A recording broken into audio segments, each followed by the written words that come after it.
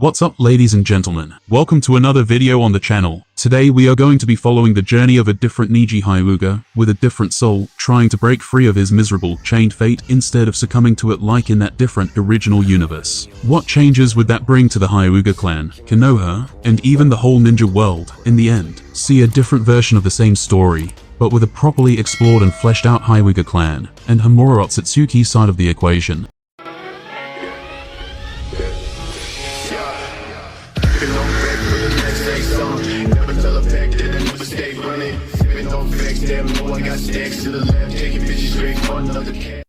The Hyuga clan's residential area was located somewhere on the outskirts of the renowned Konoha. It was also surrounded by a vast forest that spread outwards all until those high man-made enormous walls that guarded the whole village since its founding came into view. To the other three directions of this spacious Hyuga clan's compound and the vast forest was that famous mountain that guarded Konoha, with four distinctive Hokage's faces carefully carved onto it, the center of the village and the civilian area, and the equally illustrious Uchiha clan's previous living compound. That was now empty, thanks to the aftermath of that terrible beast's attack. The Hyuga clan's compound was now the nearest occupied clan compound to the Hokage's building in the entire village, after the Uchiha were relocated away from their long-term residence. This current location spoke of the present status of the Hyuga clan inside the village perfectly. The closer you are to the power center of the village, the more respected you are. Uchiha clan was now the opposite of that. They were relocated to the edge of the village near the main gate, far away from the Hokage's residence, the village's civilian-dominated center, and all the other important buildings of the village. They were now like some kind of outsiders living inside. A young kid with lengthy scattered black hair, wearing an elegant blue kimono, was sitting on the wooden floor inside a semi-large traditional Japanese-like room. One wall inside the room could also function as a large movable window,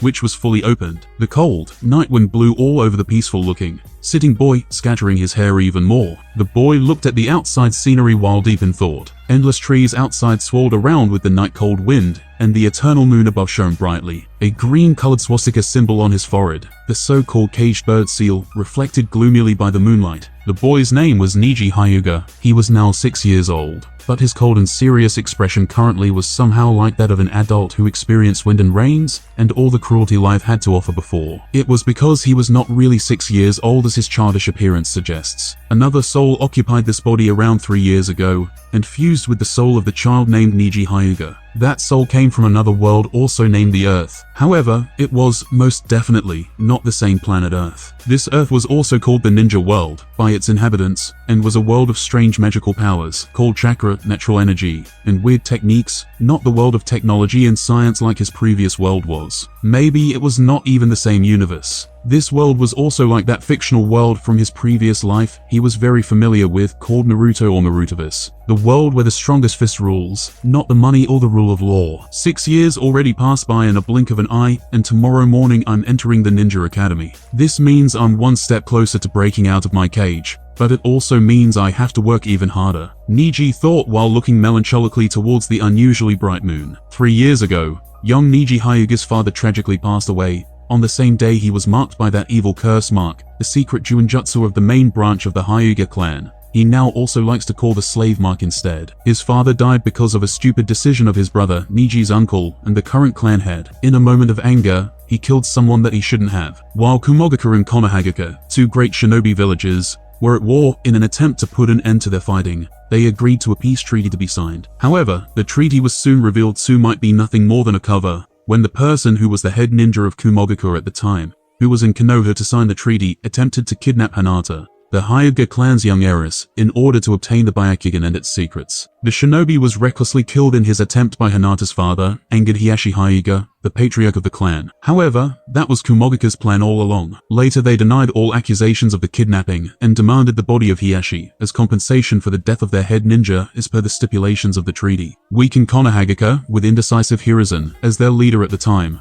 after losing the fourth Hokage, the Jinchuriki, Kishina Uzumaki, and economically destroyed by the Nine Tails attack, eventually complied with their unreasonable demand, chickened out, and put pressure on the Hyuga family, who also chickened out in front of the old Hiruzen themselves. However, Hiyashi was the esteemed patriarch of their clan, and a member of the main branch side of the family, so his father was decided to be used as a scapegoat in his place instead as an identical twin. born just seconds later. Also, that choice had another advantage. Hisashi was a member of the side branch, and his Byakugan would be sealed away upon his death, safeguarding its secrets. Even though Hisashi protested it strongly, and wanted to give his own life instead, as he rightly should, for recklessly killing that intruder in a fit of anger, without even thinking anything. Their father, the previous head of the family, alongside all the elders, strongly urged Hisashi to give his life. Hisashi knew that in the end, there is no way Hisashi would be able to go against their father and all the elders so as to escape reality, cope with his inevitable death easier, make his brother's situation less difficult, or most likely make his son Niji's situation less difficult in the future. Hisashi himself volunteered to give his life away for the clan, also writing some kind of a message for future Neji,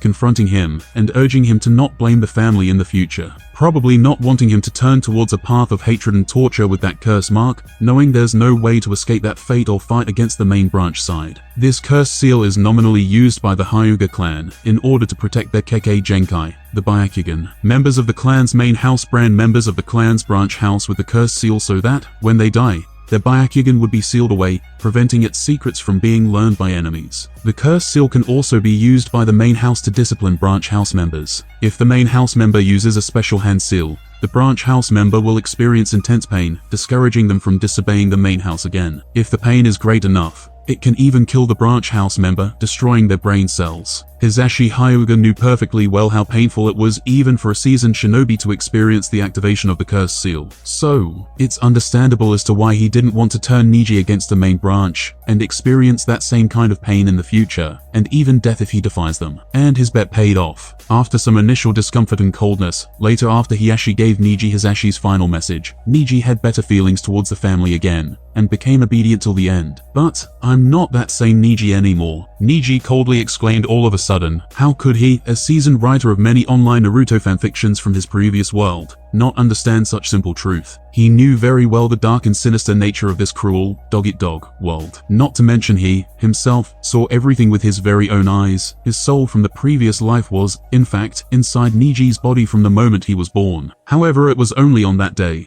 when Niji's soul was damaged the most from all the pain of getting branded by the slave mark and his own father dying, that he managed to sneak attack, defeat, and completely devour this kid Niji's soul, effectively occupying this body all for himself. His previous soul lay low inside Niji's body for 3 years, waiting for that exact great opportunity, when Niji's own soul would be shaken enough for him to successfully take over. By all that happened on that day. And yes, the souls of this world are that much stronger than the souls of his previous world. Niji's baby soul was much stronger than his 18 years old soul from that life. So much stronger, in fact, that he didn't even dare to reveal the slightest bit of presence all those 3 years, for fear that Neji would notice his presence and tell it to adults around him. That would be disastrous, and so much stronger that he only managed to defeat it with a devious sneak attack. Currently, he is truthfully a 24 years old person in mental age and experience inside the young body of a 6-year-old child. The only thing that surprised him back then was that he also inherited the same pain of losing a father as Neji after devouring his soul.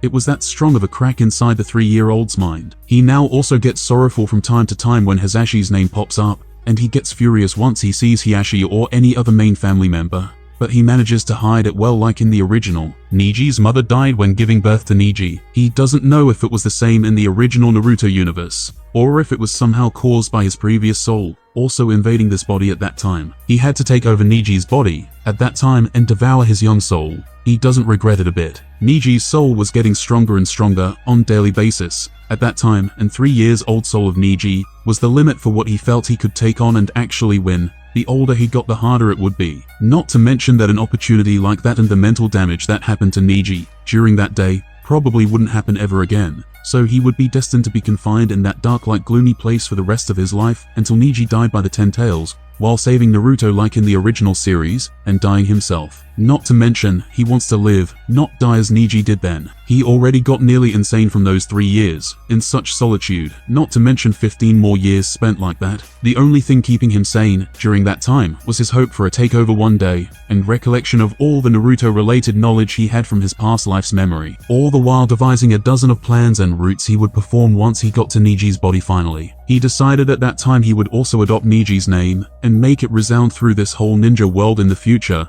like should honestly be in the original if Byakugan wasn't so shelved by the author in a favor of Sharingan. He already thought of many ways on how should he try and develop his future Byakugan and fighting strength during all those lonely years he spent before. He will also give a final resolution to all of Niji's lingering emotions, like taking revenge against the whole main branch in the future for the enslavement of himself and the sad death of his father. That would also be Niji's original wish, at least before the Chunin exams. In the original, had he not accepted his bird in the cage fate and instead tried to fight back against it and even change it, knowing much more information than the original Neji did at that time about this universe and different means in it, and coming from a totally different point of view as a complete bystander, not brainwashed by the destiny bullshit, since he could basically think the current Neji will definitely try to fight his fate and get past the curse mark later. And he also thought of many possibilities on how to, even incorporating some advanced knowledge from his previous world into his next plans. It's time for today's Byakugan exercises. Niji's young face suddenly turned serious,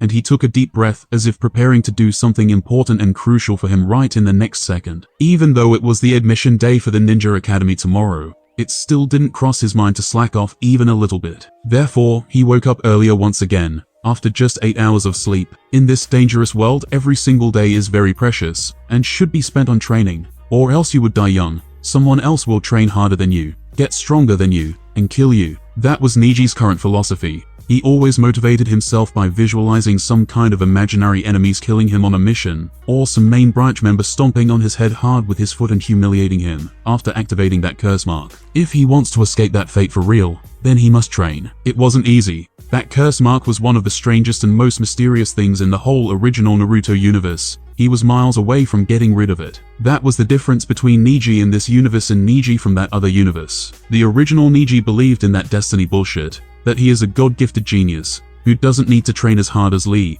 and that he will always naturally be stronger than him. But the current Neji doesn't think like that. In fact, Neji in his past life was such a genius that some wooden spikes killed him in the end. Not even close to the level of Rock Lee, who even helped in the battle against Madara Uchiha. If he trained a bit harder from his young age, then maybe he wouldn't have been killed embarrassingly like that and became the only one from the Konoha's younger generation who died. Children of the Konoha's influential clans all start doing chakra control exercises by the time they were 3 years old. Hiei personally explained to him the leaf concentration techniques soon after he got this body. He personally taught him the other 2 exercises for building chakra control as well. It was not that surprising, after all. Their Hyuga clan fighting methodology is basically founded upon the chakra control ability, so it was not that surprising for young children of their clan to learn it. What was surprising, however, was that Hiei personally taught him, so it must have been the guilt. But he didn't forget to always remind him on how should he always protect his lady Hinata, and how it's his destiny. So if it's not the guilt, then the brainwashing should be the second reason. The leaf concentration technique is the most basic chakra control exercise, usually taught first to someone who wants to improve chakra control, even to most of the shinobi clan's kids, before the academy, and to civilians at the academy. An object, such as a leaf, hence the name, is tied to a person's forehead by focusing their chakra there. It is a slow but proven method of building a person's chakra control, and aids the user's concentration by having all the attention focused on a single point. Another is the ability to walk over vertical and horizontal surfaces in defiance of gravity. By creating and maintaining a set amount of chakra to the soles of the user's feet, they are able to cling to solid surfaces and walk across them no differently than if they were walking across the ground. Too much chakra causes it to repel them from the surface, while too little means you can't adhere to the surface at all. And the more precise the individual's chakra control, then the better grip they can have on their surface. And a similar skill is walking on water or liquids in general, as the ninja continually emits a tiny amount of chakra, which is constantly adjusted to allow them to float on its surface, teaching them to regulate their expenditure of a fixed amount of chakra. With this skill mastered, it is even possible to stand upon a raging waterfall without losing their footing. The hands are the most common part of the body for chakra to be channeled to, and the feet are the one of most difficult places to manipulate chakra for most chakra. Chakra is needed in the stomach, and the feet are the body parts furthest from it, meaning that the chakra has to travel furthest to reach them. Hiei also theoretically explained him the basics of chakra, chakra control, chakra pathway system, and tenketsu points. That was the basic knowledge that is taught to every child of the Hyuga clan. Together with the theoretical knowledge from his previous life, Neji immediately got the gist of it. Chakra is essential to even the most basic jutsu. Through various methods, the most common of which is hand seals, chakra can be controlled and manipulated to create an effect that would not be possible otherwise. such as walking on water, exhaling fire, or creating illusions. The two components of chakra are physical energy and spiritual energy. Since being spread by Hagoromo, better known as the Sage of Six Paths, chakra has become a form of life energy that all individuals produce to some degree. Those who run out of chakra will die. Produced within and manipulated by organs such as the heart, the energy circulates throughout the body in a network called the chakra pathway system, which is similar to the cardiovascular system. Groups such as shinobi have learned to generate more chakra and release it outside their bodies through pressure points called tenketsu in order to perform jutsu. Chakra is created when two more primal energies, known collectively as one stamina, are molded together inside the body. Physical energy is collected from each of the body's cells and can be increased through training, stimulants, and exercise. Spiritual energy is derived from the mind's consciousness and can be increased through studying, meditation, and experience. Physical energy is produced by the trillions of cells of the body, and spiritual energy is produced by the will and experiences of the mind, or what current Niiji speculates is actually the soul. These two energies becoming more powerful will in turn make the created chakra more powerful. Young children have more room for improvement in the maximum amount of chakra they have. That's why all major Konoha clans start teaching their kids, around 3 years old, various theoretical knowledge,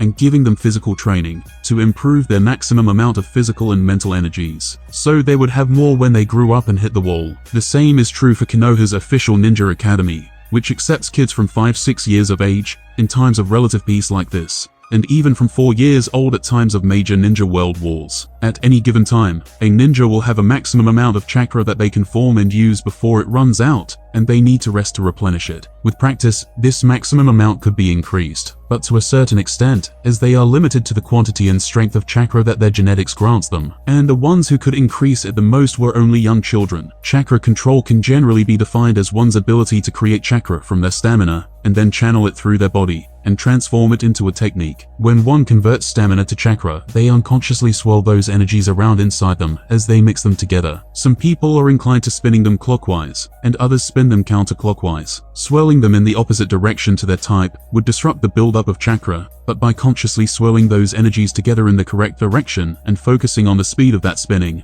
they can increase how quickly they can create chakra and thus cast their technique. A ninja should only create and use exactly as much chakra as they need. If they try to cast a technique without using enough chakra, then the effects are going to be significantly weaker than desired at best, or likely just fail outright. The effect of casting techniques using more chakra than needed can vary depending on the type being used. For offensive and defensive ones, adding more chakra will serve to increase their power and scale, which is naturally very useful for attacking their enemies or defending themselves. The trick is that the more chakra they use, the more control is required to compensate to ensure that it is all applied to the technique without waste, and without making it unstable. However, for support techniques, using more chakra can often just be a waste of stamina, or actually cause more harm than good, such as using medical ninjutsu on a patient. That said, the mind and body limit how much chakra a person can produce in one go as a self-defense mechanism, preventing them from accidentally dying from chakra exhaustion. It is one of the reasons that the rookie ninja, doesn't learn more advanced and costly techniques. Because of that self-preservation instinct,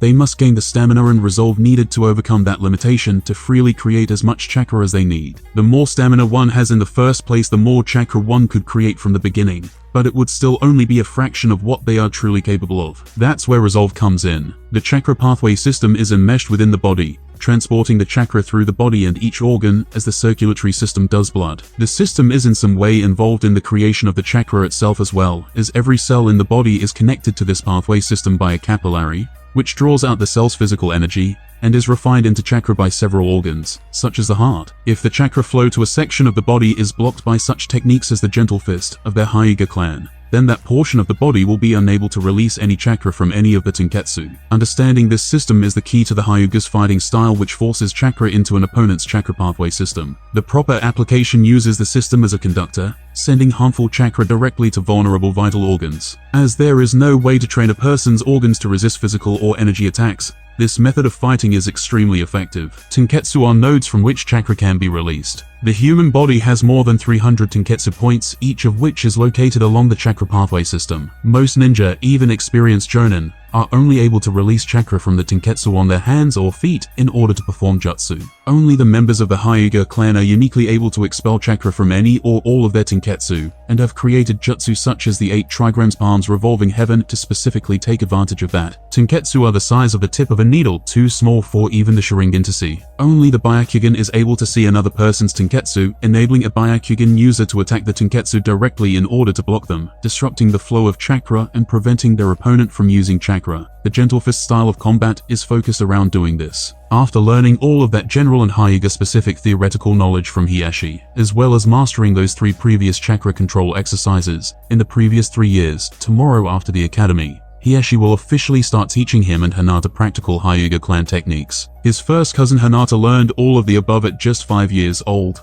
while he did it at 6 years old. However, Neji didn't just exercise his chakra control abilities during all that time like Hinata. It was just one part of his overall daily training routine. He also vigorously trained his physical prowess during the entire past year, far more than Hinata, not to mention that personal exercise model for his Byakugan, which he will perform next. It was a cornerstone for everything he did currently, and all of his future plans depend upon that. For improving his physical abilities, he trained mainly using the various knowledge from his past life, high-intensity training, heavy weight lifting, targeted muscle exercises, training to failure, and training his ligaments and tendons with yoga, training his reaction time, the speed with running, and strength with those weights. Everything was incorporated alongside the appropriate nutrition. The Byakugan is the Kekkei Genkai of the Hyuga clan, that has been passed down the generations of their clan for around 1,000 years. It was inherited from their ancestor, Otsutsuki Hamura, though the clan itself already forgot about their celestial ancestry and heritage a long time ago. Almost everyone in this bloodline has white irises and pupils, and can potentially awaken the Byakugan once they have the necessary chakra capacity and control. Whenever the Byakugan is activated, the veins around the eyes swell from the increased flow of chakra. Because actually activating the eyes is quite difficult, the Hyuga developed a hand seal sequence to channel their chakra in the correct way, which is taught to all of their children. Though there were exceptions before, in their history, when a child unlocks their Byakugan all on their own without any help from adults. Those geniuses usually become famed shinobi later in their lives, and their eyes are purer and stronger than from the other Hyugas, usually, depending on the age at which they unlock them. It was significantly harder to awaken the Sharingan, another world-famous Dojutsu, than it was the Byakugan. Basically, every Hyuga at some point in their life will eventually awaken the Byakugan. But not every Uchiha will awaken the Sharingan. They need the right amount of talent and stimulus. It was because the Hyuga clan practiced way more inbreeding in their long history than the Uchiha clan, so their original genetic bloodline was not as diluted overall as the Uchiha clan's bloodline. Essentially, it was quantity over quality when comparing the respective strengths of these two clans. Although some would argue that Byakugan was equal, or even stronger than the so-called base Sharingan, and that only with the Sharingan's evolution into the Mangekyou, it starts being stronger than the Byakugan. Therefore, even before the Nine Tails incident, Hyuga and Uchiha were considered at most equal in the village.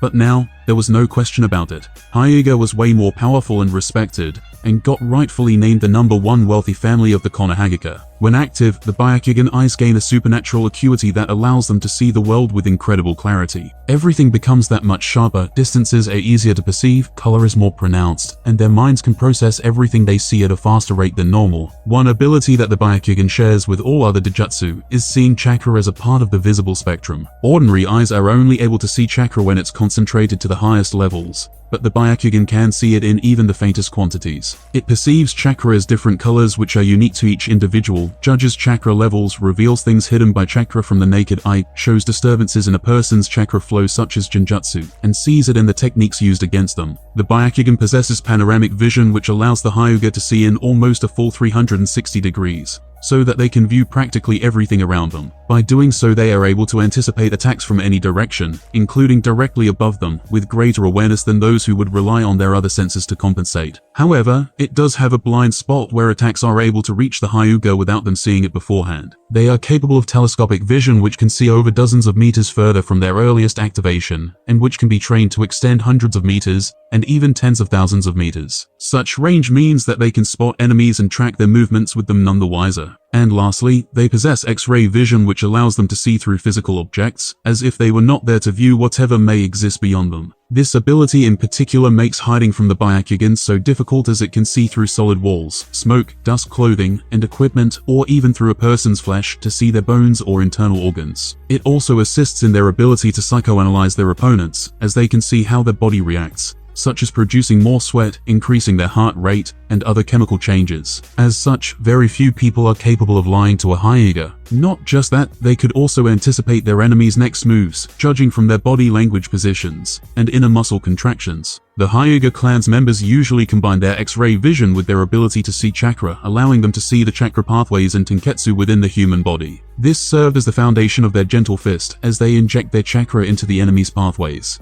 that are entwined with their internal organs to damage them in ways they can't defend against. Those with higher than average visual acuity, naturally or trained, can even see the 361 chakra points, which release chakra from the body, which can then be targeted to disrupt and seal the enemy's chakra flow. Viewing the chakra pathways directly means that they can literally see the enemy generate chakra, transform it into a technique, and channel it through their body, allowing them to react to an attack before it is actually unleashed. It is even one of the reasons why the Hyuga are so gifted with chakra control, where other people can only rely on how their chakra feels as they manipulate it. Those with the Byakugan can actually see the chakra moving through their own bodies. With this knowledge, they can better adjust their chakra levels when applying it to exercises or techniques to use exactly as much as they need. And they combine their panoramic vision with their telescopic vision to see as far as possible, in all directions, so that they can perceive everything happening in that territory and defend themselves against it. It is perfect for fighting against multiple enemies at different ranges, as they are able to keep track of any attack against them, where other ninja would be overwhelmed. If the Hyuga truly pushes their visual processing power, then they can experience a phenomenon where time appears to slow down, so that they can perfectly perceive everything around them and respond. However, using multiple types of vision can limit their maximum ability, such as when trying to extend their visual range. While looking in 360 degrees at the same time, they cannot see nearly as far as they would by just focusing on their telescopic vision. This is why they usually focus on a specific type of vision and then, as the circumstances change, switch over to a different type of vision to adapt, often assisting that change with a hand seal. Overusing the Byakugan by maintaining its active state for hours on end, especially while pushing its eyesight to the limit, can strain the eyes to the extent that they temporarily damage their vision. The current Neji Hyuuga activated his Byakugan naturally at just 3 years old, right at the moment when another foreign soul took over the original Neji soul and devoured it, effectively getting control of his whole body finally. He formally had to wait and lie dormant for that exact moment for 3 whole long years. The moment when Niji's original child soul was in its most agitated and vulnerable state for a takeover, just after Hisashi's, his father's, pitiful passing.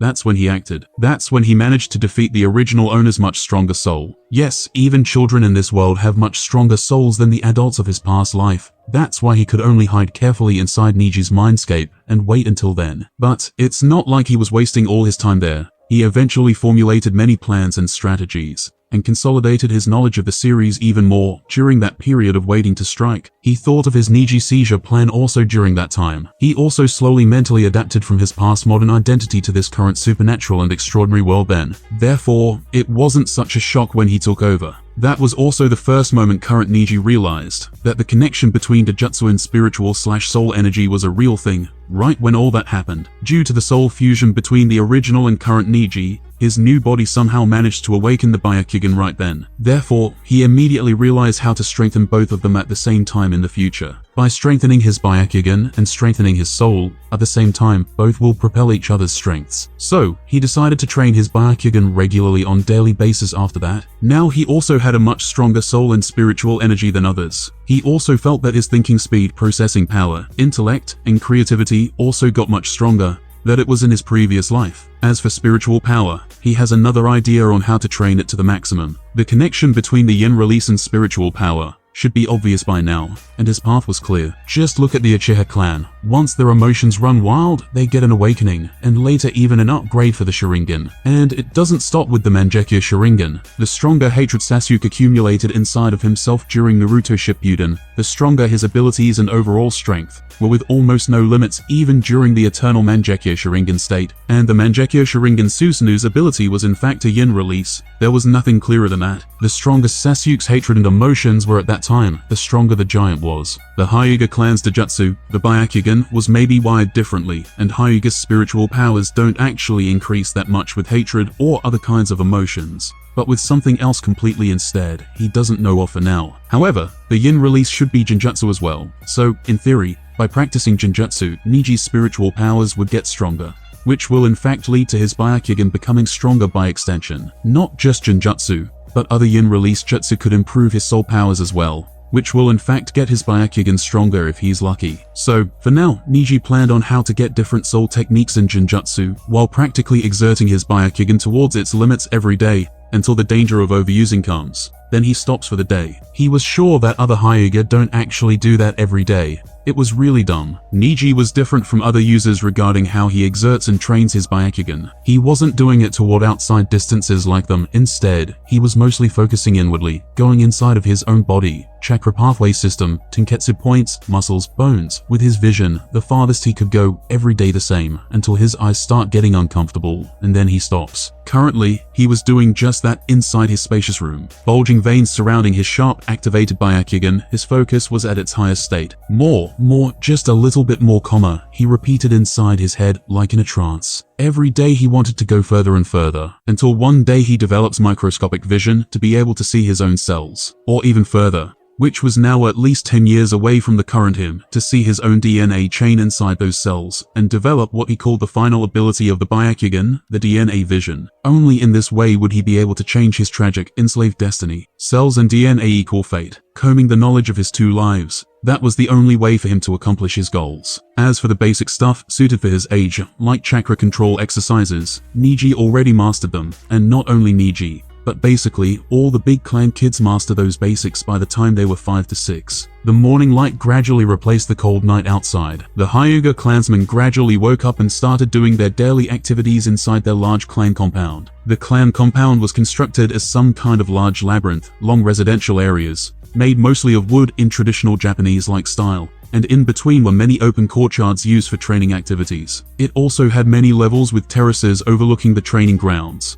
Some faced the outside of the clan, towards the village center, or the bordering forest, like the room 6-year-old Neji lived in. Generally, only branch members lived towards the edges of the compound, whereas the main clan usually lived in the first row of their estate, located near the center of the village, facing the Hokage's building and village's commercial center, not like the branch members, whose rooms faced the outskirts, the forest, and the village walls. Niji's own residence was of course on that side. Neji usually didn't venture towards the main branch side of the estate. He didn't have reasons to, and he hated seeing those kinds of eyes of the main branch family, while they were also looking at him from those terraces, as if they were high above him, both literally and figuratively, as if they were higher life forms than the lowly him, as if he was their unquestionable property, livestock branded with a large slave mark on his forehead, an inferior being trapped inside a cage to serve them all eternally. But today was different. It was the day when he finally first enters the Konoha's academy. It's hard to imagine the #1 illustrious family inside the Konoha, even inside the whole ninja world, behaving like that behind closed doors. But such was the truth, and no one knew the cruelty inside as well as he did. As Neji quietly walked towards the exit gates of the residence to go to the ninja academy, he saw it all once again and cursed inwardly. No one from Konoha didn't know, or better said, they did but simply didn't care about it. Konohagaka, with the so-called will of fire mentality, didn't care about slavery, and no Hokage ever attempted to abolish the practice. What was slavery, when they even dared to commit genocide against the Uchiha family in the original? Slavery was a lightweight matter to them. They even killed an entire clan that founded them. They harassed a hero that saved them, Naruto Uzumaki, and drove White Fang to suicide. Not only genocide, but human experimentation as well. 60 of their own children were killed by Orochimaru and Danzo, while doing experiments with Senju cells in the past, and Hiruzen let them both go. Didn't chase Orochimaru, nor did he punish Danzo. Maybe he also supported that experiment, in the hope of awakening a new would-release user. There is no other way to explain it. While passing through those large hallways and courtyards and looking at the situation, Neji thought all of a sudden, those branch members have jealousy and resentment, but they don't have any means, courage, or knowledge to try and attempt some kind of revenge, or to break out of their cages. They were raised as slaves from the moment they were born, and they don't know any better. But I'm different than them, and I will take revenge against all of the main branch members. In fact, not only because of Niji's soul, but because of my previous life as well. I'm different now. I won't be that weak ever again. Neji thought firmly, but still keeping that same cold, but resigned to fate. look that the other branch members had as well, and the one Neji Hyuga also had in the original series. I can guess what those main branch bastards must be thinking right now. No matter what kind of genius you are, awakening Byakugan all on your own at just 3 years old, you're still just a bird in a cage. But they don't understand that I'm not a bird in a cage, but a beast in a cage for them. The clan is separated into 2 parts, the main house and the branch house, a system that nominally protects the secrets of the Byakugan from outsiders. The main house runs the family, while the branch house protects it. The members of the branch house are branded with a curse seal upon the 3rd birthday of the heir to the main house. This seal gives the main house members absolute control over the branch members, because they can destroy the branch members' brain cells with a simple hand seal, or cause them great pain to punish them. This seal also makes sure the secret of the Hyuga's Byakugan is safe, because it seals the Byakugan after the wearer of the seal dies. However, if the protection of the secrets of the Byakugan was the main reason for those wretched curse marks, why was the function to destroy the brain cells of the branch members introduced? Why did those kinds of punishments for disobedience happen often, and what connection does it have with protecting the Byakugan's secrets? Because it's all just a facade. The real reason is to keep power in the hands of the main family firmly, an ancient practice from the Warring States period. To make matter worse for him, in fact, Neji had a substantial chance to become the main branch member, and even the next leader of the whole Hyuga clan himself. His grandfather was the previous patriarch before Hiyashi. However, his father, Hisashi, was an identical twin who was born within minutes after his older brother, Hiyashi, and only one of them could become the next head. Having both of them in the main branch could later cause multiple succession problems that can easily be prevented by sealing one of the brothers as a branch member. By doing so, it could prevent an uprising from the younger twin, who might feel disgruntled by the fact that he didn't receive the title of heir, just because he was born minutes after his older brother. Furthermore, genetically speaking, identical twins share the same DNA as each other, so it wouldn't be surprising if the 2 brothers couldn't be distinguished by their appearance and chakra networks. In that case, the younger brother could just pose as the older brother, and there would be no way to identify which of them speaks the truth. By forcing Hisashi to become a branch member and branding the seal on him, the Hyuga prevented all of these aforementioned complications. At last, Neji reached the exit gate of the Hyuga family compound, under the watchful eyes of other Hyuga family members all along. He was the one who currently held the record for being the person who opened the Byakugan naturally earliest in the whole Hyuga clan's long-standing history, so everyone was keeping an eye on him. Branch family members admired him, while the main branch members secretly detested him, and had those high above looks in their eyes once they saw him. After all, how could a branch member be so much better than them and their noble children? However, it was only on the inside. Outside the clan, they didn't forget to publicize his genius status,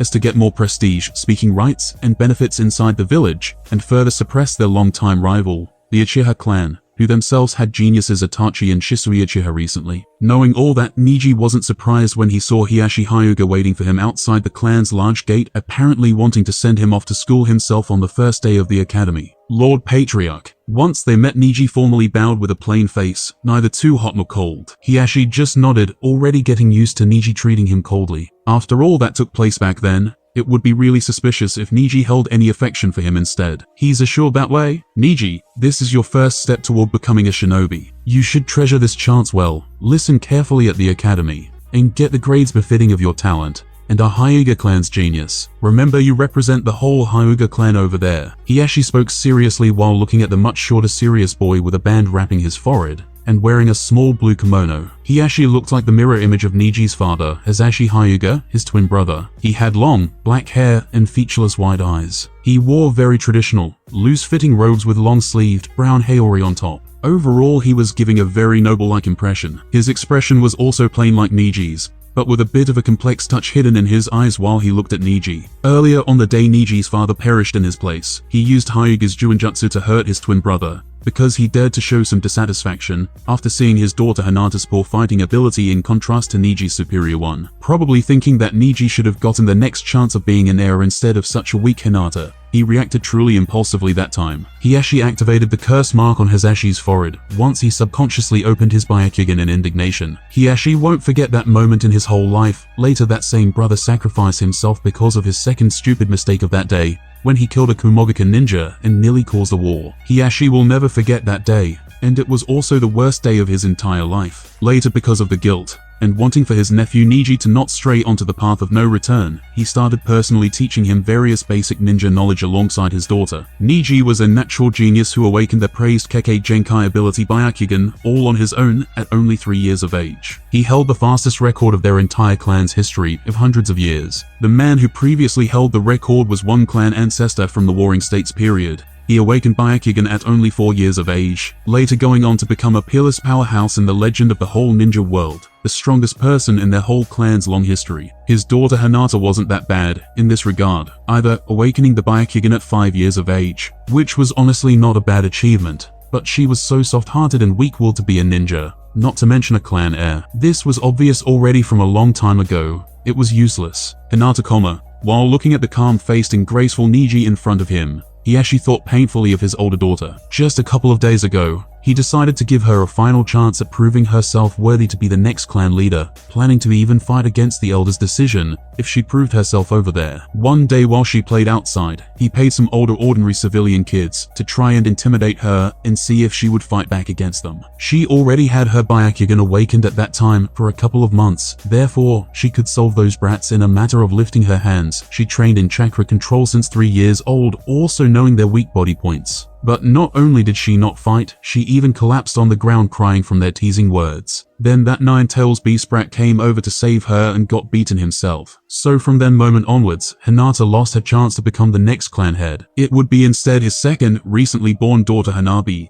and if not her, then he would make another child. Everything was for the well-being of their clan. As for Niiji, he didn't even think about that. Even though he was at least 10 times more talented than Hinata, and probably every other child he could make, his fate didn't allow him to be anything more than a bird trapped in a cage, a servant of their main family. Main branch side elders would never allow him to be anything more than that, even if he actually agreed. He actually realized that destiny was an unavoidable thing from the moment his brother died on that day. He could help Niiji here and there, but nothing more than that in the end. He always questioned himself while comparing Hinata and Niiji, even going as far as to get furious at Hinata. Like on that day when she came back and spoke about that Nine-Tails demon all the time. Maybe Hazashi should have been born first and became the head with such a good son. But fate said otherwise, and there is no use fighting it. Fate knew the best, and will always win in the end. I understand, Lord Patriarch. I won't embarrass the family and will be at the top of my class. I will be going on now. Farewell, Lord Patriarch. Seeing Hiashi's silence as he was lost in thought, Niiji eventually said seriously, bowed politely, and headed towards the center of the village, after Hiashi nodded, which leads straight to the Ninja Academy on the other side of the Hokage Rock Mountain. Niiji was just a branch member, so no guards accompanied him on his way, even though the Hyuga was the richest and strongest family currently in the Konoha. The Curse Seal was the best guard for the branch family members in the eyes of the main family. On his way, he first passed by the now deserted Uchiha clan's previous living compound. Not losing to the current Hyuga's one size a little bit, it was even larger by one class. However, now no one lived there anymore. A gloomy atmosphere accompanied it, and the place was looking very dusty. After which he passed the famous Naka River, beside the old Uchiha clan residence, on some kind of a bridge. Naka was the largest river in the whole of the Konohagaka and surrounding villages. Konohagaka was generally a much larger place than he expected from his previous life. It was a long walk from his residence to the academy, even for him, who trained for a couple of years. Eventually, he passed by the Hokage's illustrious building, and came to the village's center. Some civilians started noticing him and pointing their fingers secretly,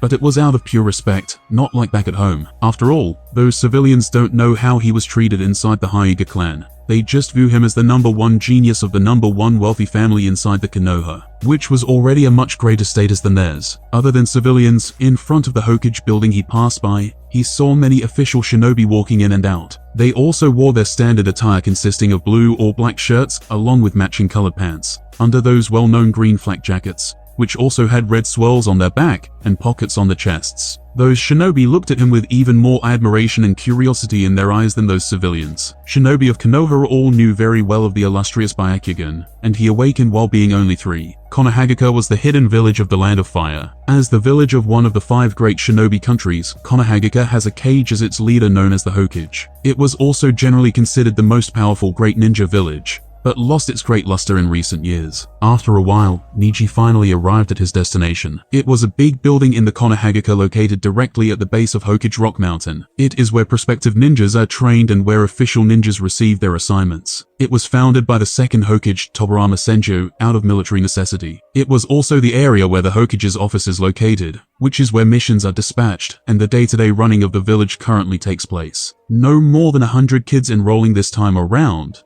I was right, this was only the location of the prestigious academy for the clan's kids and talented civilian kids, not for everyone. Niiji slowly walked towards the large, chattering crowd in front of him and thought seriously all of a sudden. It was always so weird to him, in his previous life, while watching Naruto. How could a village that had tens of thousands of shinobi have only such a small ninja academy building? However, he now gradually understood. Academy in front of him, the one shown in the original, was located in the pure center of the village, and even shared the same building as the Hokage's main office. It was basically only for select few kids. There were more ninja academy buildings elsewhere in the Konoha for other, ordinary cannon fodder kids that were less important than them. Most of the children here were accompanied by their parents, who after seeing him, quickly explained something to their kids while pointing in his direction. Children that came alone, like himself, were uncommon. No one from the crowd was very interesting to him outside his future teammates. He was currently trying to spot with his eyes, and he soon spotted them further away. Alone like himself, but with eyes filled with unmeasurable determination and ambition, there stood a boy with quite a long black hair fastened in a braid. He wore a white, short-sleeved kimono shirt with a martial arts belt and duck pants, giving him a bit of a traditional Chinese-like impression. That was Rock Lee, his future teammate and rival. He couldn't do any ninjutsu or genjutsu, but he was a taijutsu master who even surprised him in the original universe. In his past life, the current Niiji always admired him always for his determination, hard work, and attitude of never giving up. Seeing that he was being looked at by the mysterious-looking boy with white eyes and black hair, wearing a noble-looking blue kimono, Lee just smiled and extended his thumbs up toward Niiji. Niiji also found his other future teammate by that time. There stood a young girl, a little further away, with cute twin hair and black buns on top of her head, wearing a bright red traditional Chinese-like bright dress. She was accompanied by her parents who also dressed in a similar fashion and overall looked pretty wealthy, so the theory that her parents owned a big weapons shop was true. Niiji suddenly thought with interest. Because of such a large array of weapons she had in the original series, many fans speculated that her parents must have owned a weapons shop and that she was very rich, or else how did she get the funds for hundreds of different weapons like that? Soon, their Chunin teachers came outside of the building. It seemed that this group would be separated into a couple of different classes. Young children then said goodbye to their parents and emotionally got inside the building, following their respective teachers after their names got called. As expected, Niiji, Tenten, and Rock Lee got sorted out in the same class afterward alongside a dozen or more other kids, with not many clan ones being in this generation. Their Chunin teacher was called Ig, and today was only a day of introduction of kids, and then the presentation of the following curriculum during those next 6 years at the academy for them, alongside some basic shinobi history and fundamentals. But first, they were all brought to a large podium where the third Hokage, Hiruzen Sarutobi, will give his opening speech, mainly ideological indoctrination attempt. However, the other villagers probably had something similar going on to instill loyalty into their Yanjin's bones. Konoha had the will of fire, Owakiga had the will of stone, and other big villagers did something along those lines probably as well. Konoha's educational system was clearly recognized as the best in the world. That's why many foreign spies constantly tried to operate near this academy and steal some of Konoha's secrets. While in scientific matters, Konoha was considered to be tied to first place with the Kumogika. Students are later at the academy taught a core curriculum of reading, writing, mathematics, science, geography, etc. These lessons are typically framed in a ninja context, and in fact, are learned at all, in order to facilitate later instruction in tactics and strategy. Students learn the shinobi rules, how to strengthen their minds and bodies, and receive special lectures from veteran shinobi. They are taken through the handling of ninja weapons and tools, like shuriken and kunai, learning how to throw and wield them through target practice, as well as instructed on the basics of trap setting, and informing them about things like explosive tags, smoke bombs, and different kinds of poisons. They are taught stealth principles and battle formations. Academy students are also taught about chakra and how to use it, and seals. Shinobi classes can be broken into the basic levels of taijutsu classes serve as the Ninja Academy's equivalent of physical education. In taijutsu class, students are engaged in physical activities to help train their bodies and develop their stamina. Sparring was common and even included in the Academy's grading system alongside other things. Ninjutsu classes provide the bulk of what potential ninja learn at the Academy. Students are taught about chakra, how to manipulate it and use hand seals, and ultimately how to use basic beginner techniques, such as the transformation technique, clone technique, and substitution technique. Body flicker is another basic technique, but they are only informed of it, and do not actually learn it until they graduate. They usually learn it from their shinobi teachers later, as it is a high-level chakra enchantment technique, something that most of them don't even know exists until they graduate. Genjutsu classes are focused less on how to create illusions, and more on how they function. Students are taught how to determine if they are trapped within a genjutsu, and then how to release themselves from it. It was what Niiji already learned before. Those civilian kids start to learn just then. That's why clan kids are usually much more privileged than other civilian kids. By the time those kids got to their jonin teachers, if they were lucky to try and acquire some advanced skills outside the 3 basic academy jutsu, those clan kids would have already learned their own clan techniques back at home. Back in those chilling world-warring periods in the past, the academy admission age was only 4 years of age, and there was no limit on how early you could graduate and enter the ranks of the real Konoha's shinobi. That's why Kakashi entered the academy at the age of 4, graduated by 5, and became a full-fledged chunin at 6. But now it was a time of relative peace, so kids were given more time to develop, and weren't sent to die on the battlefield that early out of necessity. The admission age presently was 5 to 6 years old, and graduation is allowed only when kids turn 12 in age. Later, after Hiruzen finished his Will of Fire speech, they came into a classroom. Their teacher formally introduced himself and required them to do the same. Thereafter, he started teaching them their first lessons immediately. It was mostly about basic shinobi history and rules of conduct. The shinobi world was full of war ever since that very term was first coined during the Warring States period of this world. The countries of the world were uniformly small, constantly battling each other for land, power, and opportunity. To fight these battles, countries hired one or more clans of mercenaries, formerly called shinobi, to represent their interests, the shinobi's loyalties ultimately going to the highest bidder. The constant warfare, in turn, led to constant death, creating an average lifespan of only 30 years. Children were the greatest victims of the era, forced to fight for their clan no differently than an adult would, and, more often than not, being killed by older and more skilled opponents. Only the strongest of those shinobi clans prevailed in the end. They joined each other to form something called hidden villages. And first was the Konohagaka, envisioned by their founders to be a safe place where children didn't need to go to war. However, after the other hidden villages got founded, there were fewer wars, but those that were on a very larger scale, almost of nation-ending proportions, and even more children got sent to war. Basically, from local skirmishes, Hashirama Senju single-handedly introduced wars of worldwide proportions. Though not many people saw it that day as Niiji currently did after he listened to the explanations of that teacher. Those were villages specialized in providing the finest shinobi services, and their whole economies were based upon that. Thus, they effectively formed monopolies for shinobi services in their vicinity. That was precisely when the one country and one shinobi village system was first formed. The political power of a whole country lay in the hands of the so-called daimyo, the leader of that country. Nonetheless, the sole military power of that nation lay in the hands of a hidden village of that specific nation. Over time emerged 5 exceptional shinobi villages and great countries employing them. Relying on their strong geographical advantages and powerful shinobi forces under their hidden villages, they became the most powerful forces in the world. They had group power never seen before. Other smaller countries had to bow in fear of offending them. They became the winners of the Warring States period, and the true rulers of the earth. Niiji looked quite bored as the chunin started passionately shouting to them. The first Hokage, Hashirama Senju, literally built this whole village from the ground up, and gave it a breath of life with his exalted would-release ninjutsu release. Due to his enormous powers, he was nicknamed the God of Shinobi. Many people today still regard him as the strongest shinobi of all time. The second Hokage, Tobarama Senju, made the first shinobi village system we still use today. He also experimented and created many powerful jutsu for Konoha's future generations of shinobi to use. He gave this village a law and order to follow, igniting its life completely. And finally, due to his extensive knowledge and mastery of shinobi arts, he was nicknamed the Technician of Konoha. The third Hokage carried on the Will of Fire from his teacher, the second Hokage, onto the next generation of Konoha's shinobi. His mastery over all of the 5 ninja elements, as well as knowledge of combining them together in a form of cohesive attacks, earned him the nickname of Ninja Professor.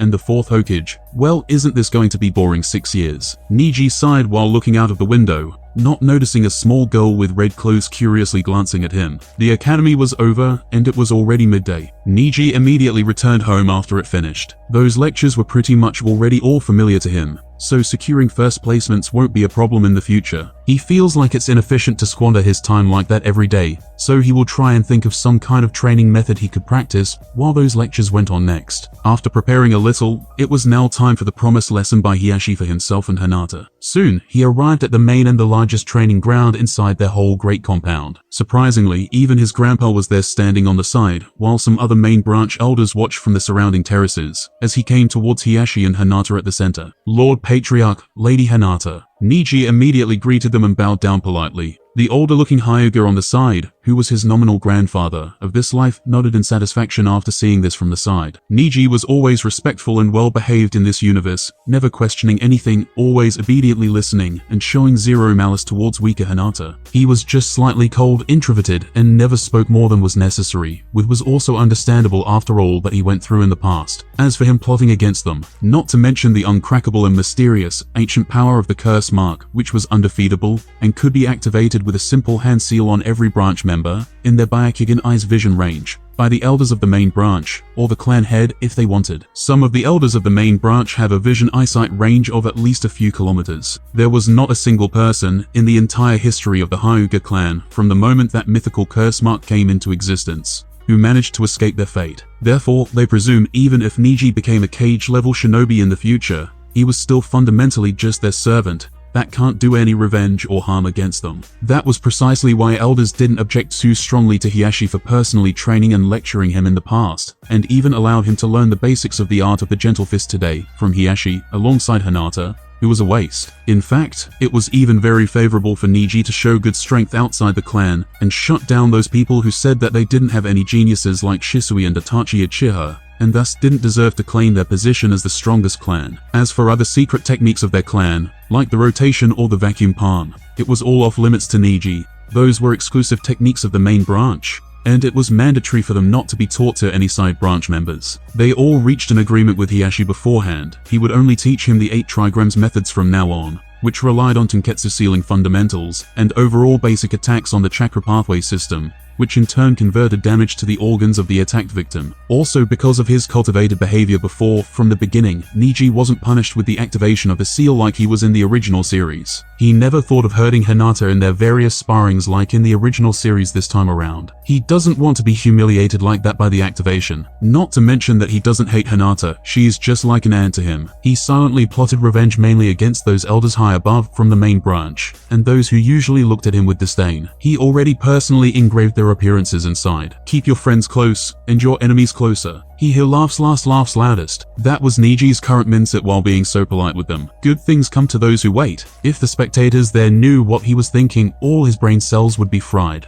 But they can't read minds. Soon, Hiyashi, Hinata, and Niiji came to the center of the courtyard, and Hiyashi spoke. Niiji, how was your first day at school? Hiyashi suddenly asked while looking at the short boy. Hinata also looked over him curiously at this time, also interested in the academy. She was one of the few main branch members currently not looking at him as if from high above. Maybe that was also one of the reasons why Niiji decided to not do anything against her in the future. The other main clansmen, because of their incompetence and jealousy, openly looked at him with contempt and scorn, while those few elders, spectating on the side, never openly showed it. But he felt as if those ordinary members looked down on him emotionally, then those elders looked down on him more from the rational side, which was even more dangerous and infuriating to him, same as Hiyashi. It was great, Lord Patriarch. The Lord Hokage also personally gave us a welcoming speech. Niiji immediately answered politely and continued, next year, Lady Hinata will also enter the ninja academy, and I'll follow my obligations to protect her well. He continued while glancing at her. Lord Hokage. Hiyashi suddenly thought for a while, and then remembered something, so he continued speaking seriously to Niiji. He also looked over at Hinata, as if telling her to listen as well. Niiji, even though it's really good for you to listen to the words of Lord Hokage, you must also remember another thing. You're first and foremost a member of a Hyuga clan, and your only duty is to protect the clan and the main family. I'm really happy you understand that and will protect Hinata after she joins you at the academy. You must always remember your family and your duty. Obviously, he was very aware of the contents and the hidden dangers of Hiruzen's speech this time. Probably it was something more along the lines of that will of fire, everyone is a family. But in that saying, everyone is a family,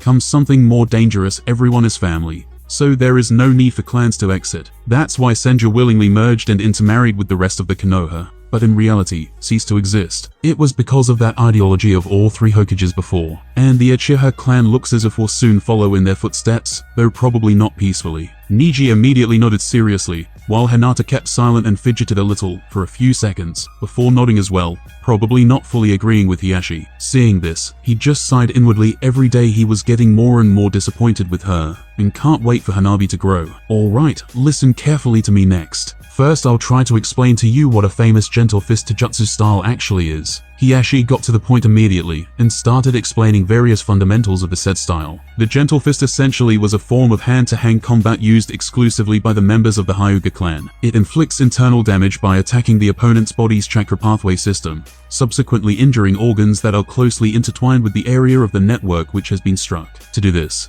the user surgically injects a certain amount of their own harmful chakra into the opponent's chakra pathway system, causing damage to surrounding organs due to their proximity to the chakra circulatory system. Even the slightest tap can cause severe internal damage, hence the name Gentle Fist. By employing the use of the Byakugan, they could also target the Tenketsu, thus enhancing the havoc and control a Gentle Fist practitioner can impose upon an opponent's chakra network. These nodes are key gatekeeping interceptions in the chakra circulatory network, thus forcibly opening or sealing them in whatever manner the Gentle Fist user sees fit is a powerful tactical option to have. The affected person's chakra flow can either be increased or disrupted completely, preventing them from using any techniques. Because the chakra pathway system is invisible to the naked eye, the Byakugan is required for most techniques of this style. Since the Byakugan is unique to the Hyuga clan, it has become their signature style of the combat system. The ability to inflict severe internal trauma with minimal external force, combined with chakra network manipulation, makes the Gentle Fist the most reputable and fearsome taijutsu style known in all of the ninja world. Next, Hiyashi gave them some tips and tricks on how to easier disrupt enemies' internal flow of chakra, and introduced the name of the technique used to attack and seal Anemia's Tenketsu points. It was called 8 trigrams, and it could be used in many variations, and sets generally the stronger and more proficient the user is, the more strikes he could make on their opponent and seal away more individual Tenketsu points in one go, before the enemy manages to react and fight back. The human limit of their clan currently was around 128 strikes per one move. Generally, only the style expert level masters could perform to that level, and it was very rare. After around an hour of explaining different concepts and theories,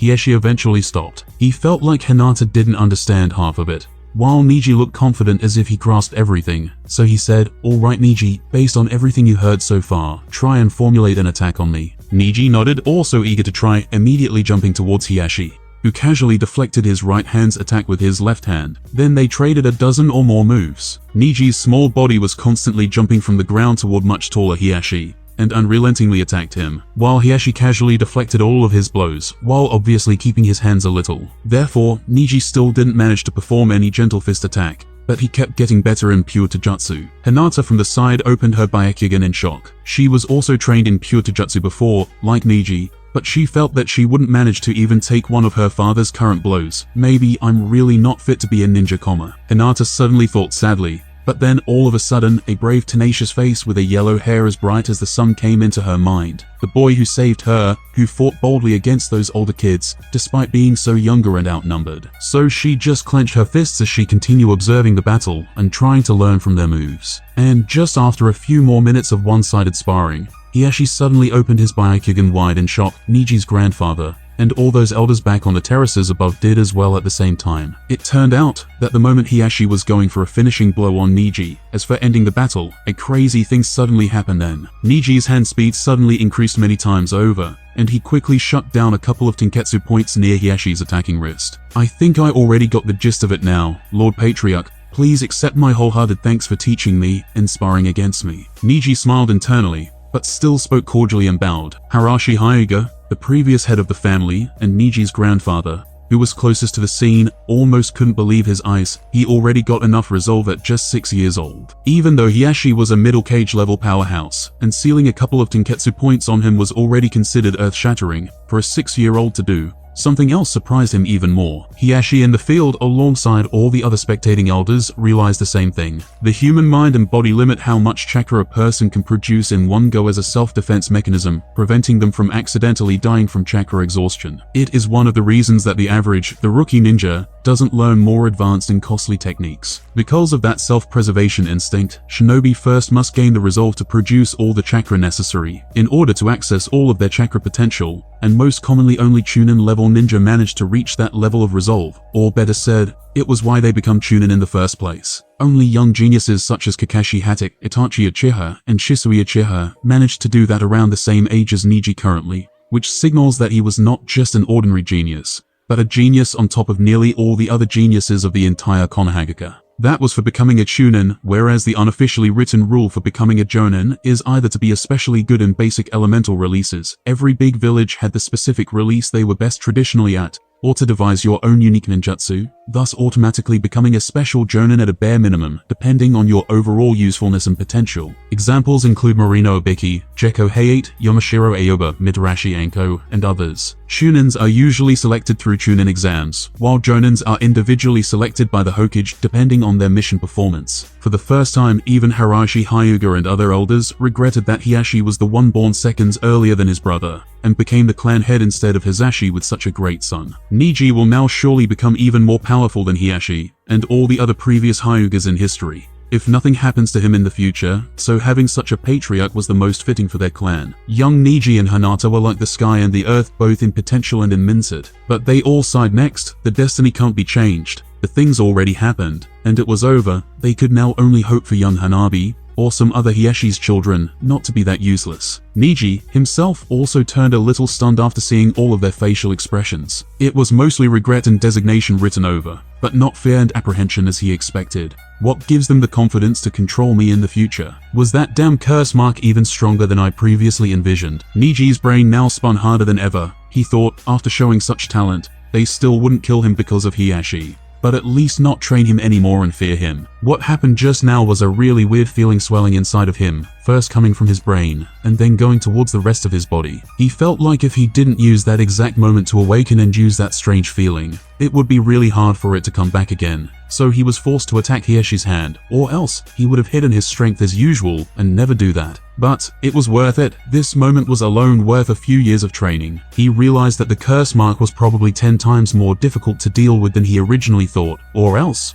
they would have panicked now, their faces turned to anxious ones, not regretful ones like they were now. Even a micro-expression of panic was currently not on Hiashi's face beside him, for example. Niji's whole plan suddenly turned upside down, and he felt like he had to go back to the drawing board. Hiashi quickly unsealed his tenketsu points on his hand and looked over at Neji with different eyes. He wasn't mad that this happened. He suddenly got an idea of how to convince elders to train him even more. Even though Neji could never become the main branch, he could still be a powerful tool. He will repay his dead brother and teach Neji every secret technique of the Hyuga clan, but an appropriate moment must present itself first. And he felt like there would soon be one in a while. Hinata, you can go back now. I have something to talk to Neji next. Hiashi suddenly looked coldly over at Hinata on the side, who immediately turned pale, while secretly clenching her small fists until her nails were embedded into her flesh. She already understood a bit from her grandfather's and father's expressions. It seems Neji somehow became an even bigger genius than before, so they were likely even more disappointed with her now.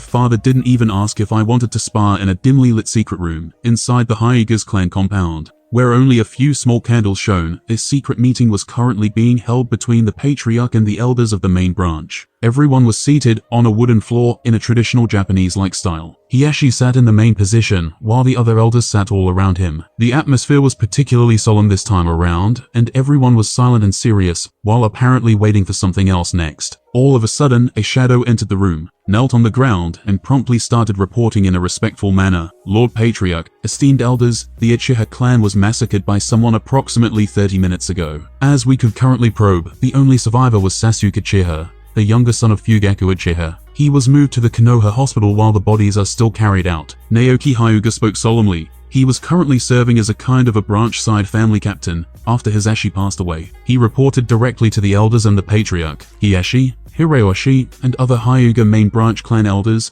opened their white eyes wide in surprise, even though they have expected such an outcome for a long time already. It was even more obvious when recently Uchiha's famed genius Shisui Uchiha mysteriously vanished overnight. The suspicion and the silent confrontation between the village's power center, Hokage, Danzo, and the other two advisors, and the high level of the Uchiha clan, became much more obvious after the Nine Tails attack, even though it always existed since the village's founding. When primarily without any proof, Uchihas were blamed for that Nine Tails incident and forced to relocate to the edge of the village, near the main village gates. However, surely, such humiliation wasn't taken very lightly by the Uchihas, who, in turn, just yesterday shut nearly all their members in, preparing for a coup. That's why the Hyuga here also got together today, wanting to formulate a plan of action no matter what happened next. If Uchiha won, or if the village won, they must have an appropriate response. It seems the village won in the end, as most of them previously predicted. After all, Uchiha was just a clan in the village, even though they founded it. They were still forced against the whole village. Do you know how many people were involved? And who exactly were they from the village? Hiyashi quickly asked, guessing that Konoha must have sent quite a force to massacre the whole clan this time around, probably Danzo's whole route, and maybe even Hokage personally made a move. The thing is, Lord Patriarch, we actually found no traces of fighting both inside and outside the Uchiha's temporary residence. Then there is that rumor now secretly moving around, that it was Itachi Uchiha alone who wiped his entire clan out, in an attempt to prove himself strong after awakening the Uchiha's legendary Mangekyo Sharingan. Naoki reported, feeling amazed himself. What? All of Hyuga's big shots inside the room suddenly opened their eyes wide in amazement. If the information was true, then Itachi was a 13-year-old awakened Mangekyo Sharingan user, who also managed to defeat one of the strongest shinobi clans in the entire history, all by himself. And what is even more astonishing was that clearly, the village's high level managed to successfully bewitch and win over such a person, leading him to slaughter his whole birth clan, even women, children, elderly, because of their planned rebellion just yesterday. The situation was truly insane. Of course, they don't buy the rumors circulated by the village's high level, that the reason was that Itachi just wanted to prove himself strong. It was too stupid for them to believe in. These elderly Hyuga clan elders, in the room, can't even remember something similar ever happening in the past. They will probably opt to move him out of the village next, and keep him as some kind of a secret backhand outside. Hiroshi Hyuga first woke up from the shock and speculated on the following development. Sai, the third Hokage in Danzo, truly reached a pinnacle of human ideological manipulation, exterminating a whole clan by using their own biggest genius against them without lifting their hands. I still can't comprehend this situation. Another elder suddenly sighed and added, feeling strange. We all expected a way bigger fight, so that we could fish for some benefits afterward. But this, what should we do now? This isn't good for us no matter how you look at it, another one added. Even though they were stable as a mountain in their first family placement in Konoha,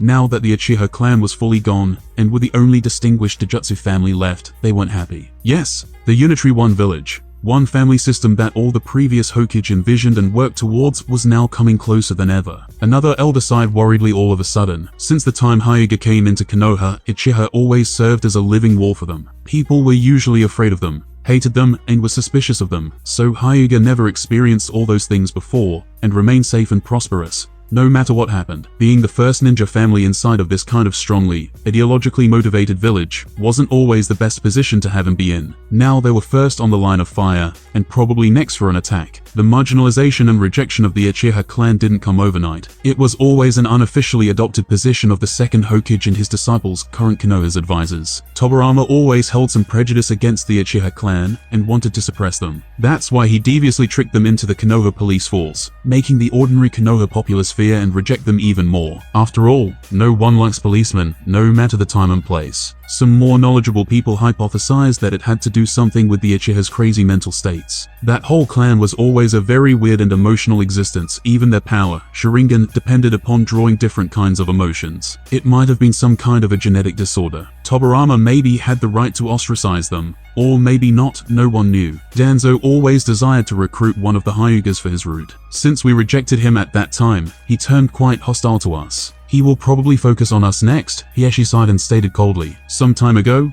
Hiruzen allowed Danzo to recruit members of all of the village's big clans for his route as children to train them into his organization on the pretext it was all for Konoha's good. Or he simply couldn't refuse his childhood friend Danzo like many other times. Later on, nearly all of the big families folded and gave him some of their children outside the Hyuga and the Uchiha. They were the strongest two of all the other ninja clans of Konoha, and after a bit of political drama with the third Hokage and others, they barely managed to escape the enrollment of their children into route. It was especially hard for the Hyuga clan to accomplish that, because their bloodline Byakugan was the perfect fit for the route's overall function, nature, and missions. However, after all that happened back then with those Senju cell experiments, done by Danzo and Orochimaru, Hyugas were very firm. not wanting to risk their Dojutsu secrets being researched and even stolen by Danzo. Therefore, they even threatened to publicize that matter to the rest of the village and the civilian population. 60 dead, abducted children, human experimentation, Senju cells, Hiruzen letting Orochimaru unpunished. It would simply spell a disaster if it got out, so Hiruzen backed out. However, Danzo never forgot that matter and henceforth always played against their clan on various matters. Now that Uchiha were gone, it was hard not to expect to turn against them next. Naoki, great job for today. You should go back now. Seeing Hieshi's words, Naoki left the room. In light of the current situation, I propose we allow Neji Hyuuga access to our secret techniques and create another strong member in our family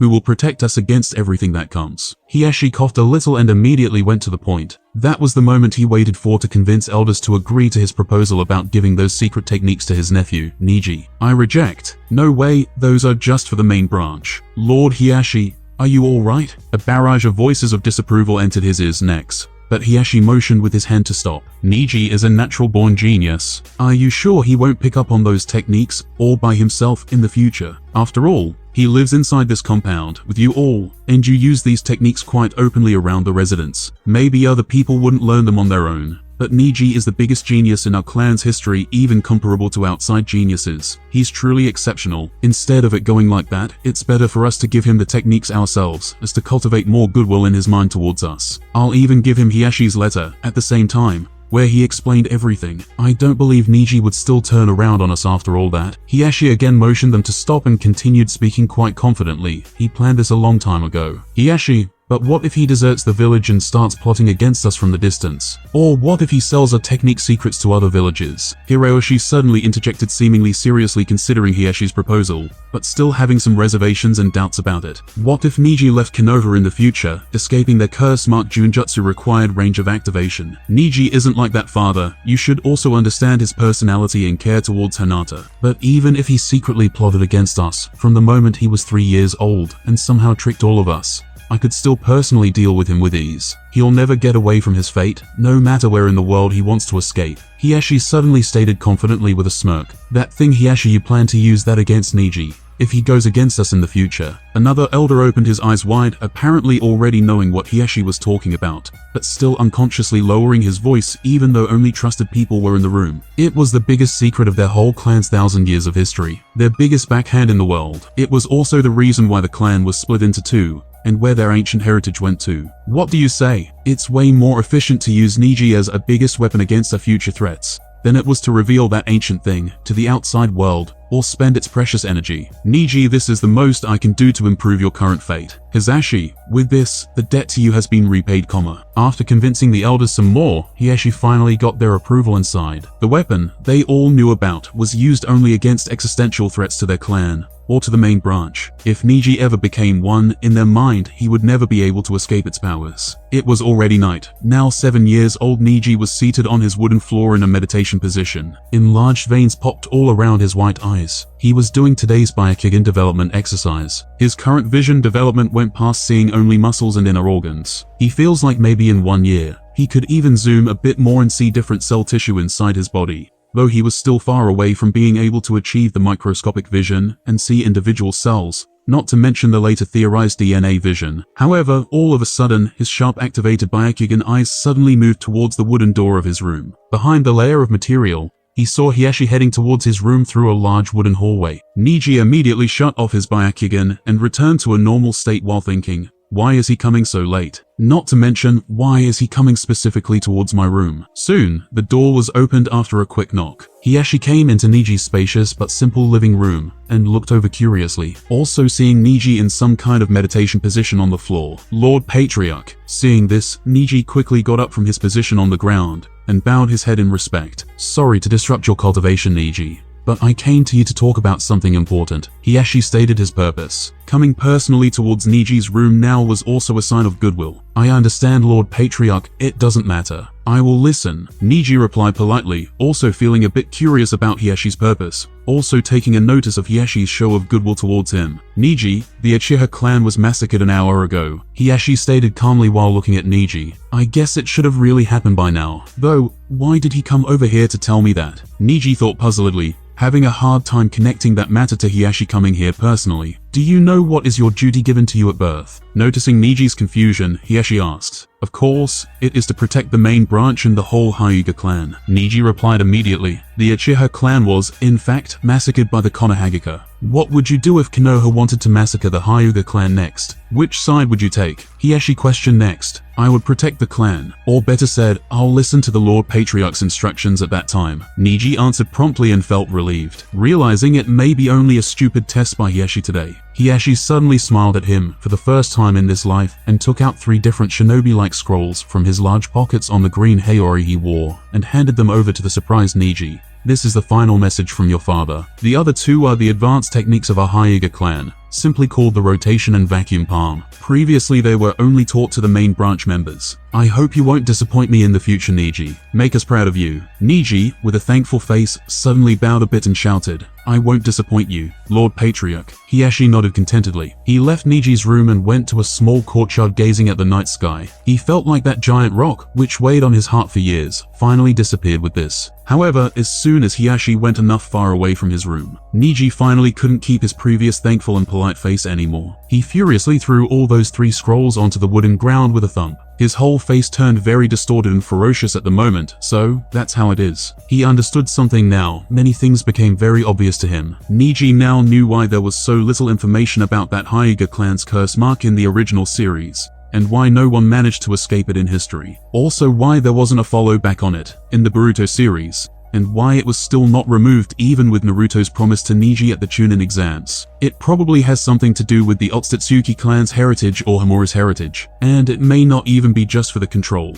There is probably even more backstory to it. Or else, what gave them the confidence to give him those techniques so casually? Why were they not scared of his talents and potential revenge? Are they pure idiots? Or do they have some hidden powers as their backhands that they never used in the original series? If they were idiots, then that slavery system wouldn't have existed for so long. They probably had some other powerful means instead. If not the curse mark, then maybe they possessed some other secret ways to deal with himself if he ever got out of control. As if that curse mark he couldn't see through with his nearly microscopic vision wasn't bad enough already on its own. For freedom-loving people like him, this was akin to a hell-level position. But he also wasn't one to give up that easily. There was still hope. It's also no wonder why they kept around 90% of their clan's population in a slave-like zombie status, making all of those people simply resigned to fate, unhopeful and waiting to die as the only option for liberation, who couldn't even bother to train hard, fight for improving their strength, adding creativity to their techniques, or generally being a stronger shinobi. It was because they had other means to protect the clan and the main branch from foreign opponents. Maybe it tied or even directly to those mysterious unbreakable swastika curse seals. Everything was logical.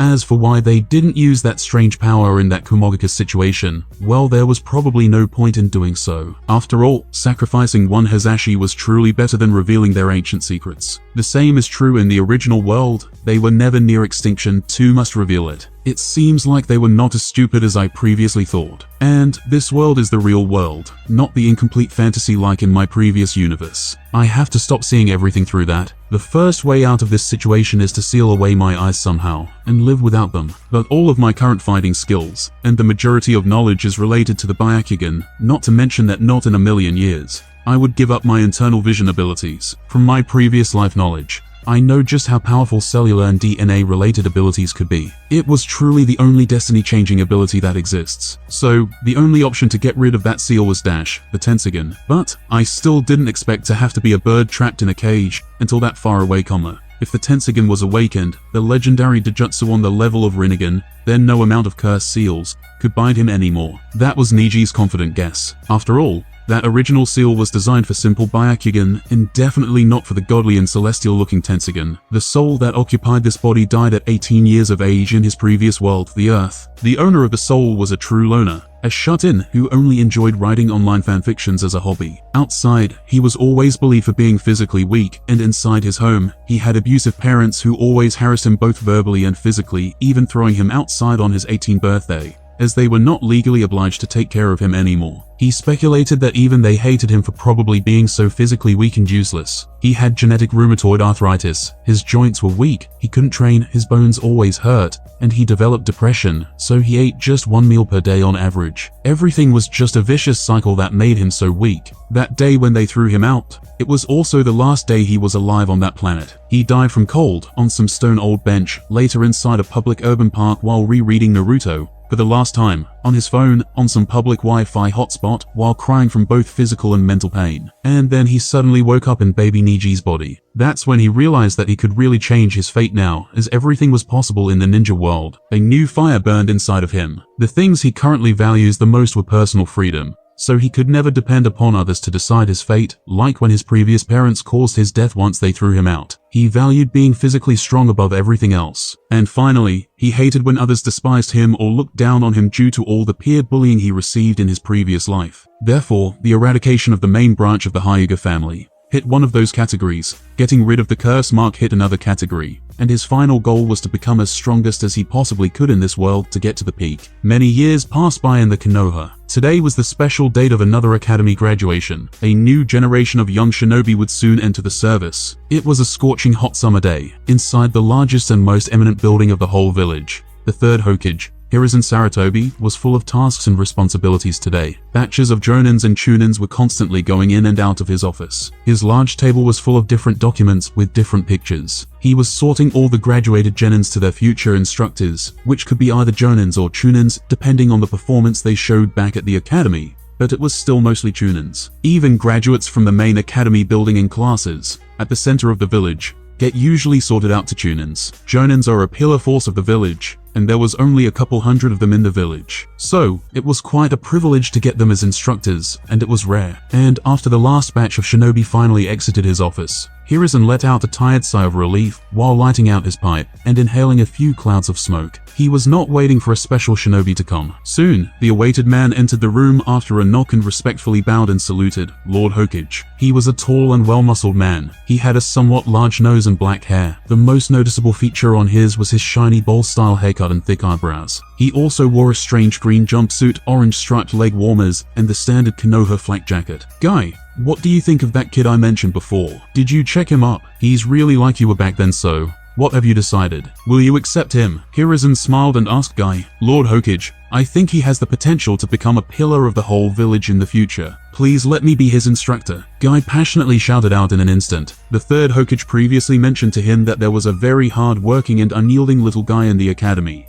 who also looked a lot like him when he was young, both in spirit and appearance. He asked Guy to check him personally and see if he would like to become his instructor once he graduates from the academy. If Guy agreed, then he would make an exception and allow him to graduate from the ninja academy, despite having literally no talent in Jinjutsu or ninjutsu skills. Therefore, one day, Guy listened to the Hokage's suggestions and went over to examine the said kid himself alongside his friend Kakashi. And he immediately formed a really good first impression of him. He was unyielding, hardworking, disciplined, and faintly even naturally talented in Taijutsu area. The only disadvantage that he had was that he was unable to excel in other shinobi areas for some reason. Guy decided then and there that he would do his best to make him an excellent shinobi even without using any ninjutsu or jinjutsu skills, just like he himself and his father were in the past. That's great, Guy. I believe you'll really make a very qualified shinobi of that kid. Hiruzen mentally sighed, finally having found a successor for Guy's world-class taijutsu skills, especially for that secret technique called the 8 Inner Gates. It was a secret technique that existed ever since the Warring States period in the ninja world, in various forms, many people accidentally awakening it. It was not until his late teacher Tobarama Senju wrote it down on a scroll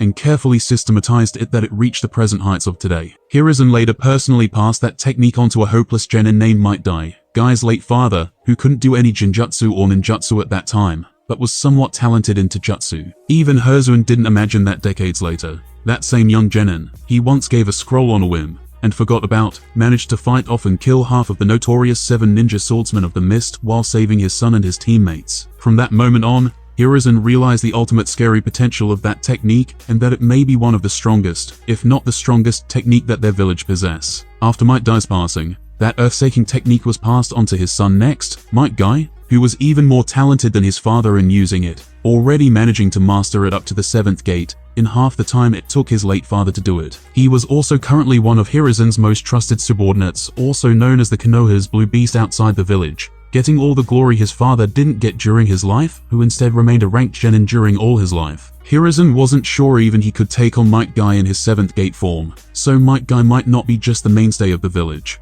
but even the strongest powerhouse currently in the village. Here is the information about your other 2 students this time around, Guy. Hiruzen smiled and gave Guy the only 2 files left on his table titled Neji Hyuuga and Tenten Higurashi successively. Might Guy took the papers from Hokage's hands, nodded, and curiously looked at them, already knowing that genins usually graduate in teams of 3, so he won't be just Rock Lee's instructor. Seeing him carefully scanning over those documents, Hiruzen smiled inwardly a little. In fact, it was not only Rock Lee he desired to give Guy as a student. There was also Tenten, the daughter of the biggest weapons merchant family in the village. They lobbied to get her a powerful shinobi teacher, who could both teach and protect her well in the future. They even gave some material assistance to the village, free of charge, for that matter, and Might Guy was logically the best option for Hiruzen. As for Neji Hyuuga, Hiruzen long ago understood that he was the most talented Hyuga in history, and also definitely the strongest talent village had in recent history. Therefore, Hiruzen prepared to better integrate him into the village through Might Guy, who was one of his closest subordinates. He watched them many times over in person, or through his crystal ball, while in academy. That's how he determined that they were the best fitted from this generation to be given to Might Guy. The next generation, to be scheduled to graduate next year, is many times more extraordinary, Hiruzen thought while looking down at the whole Konoha through his large window.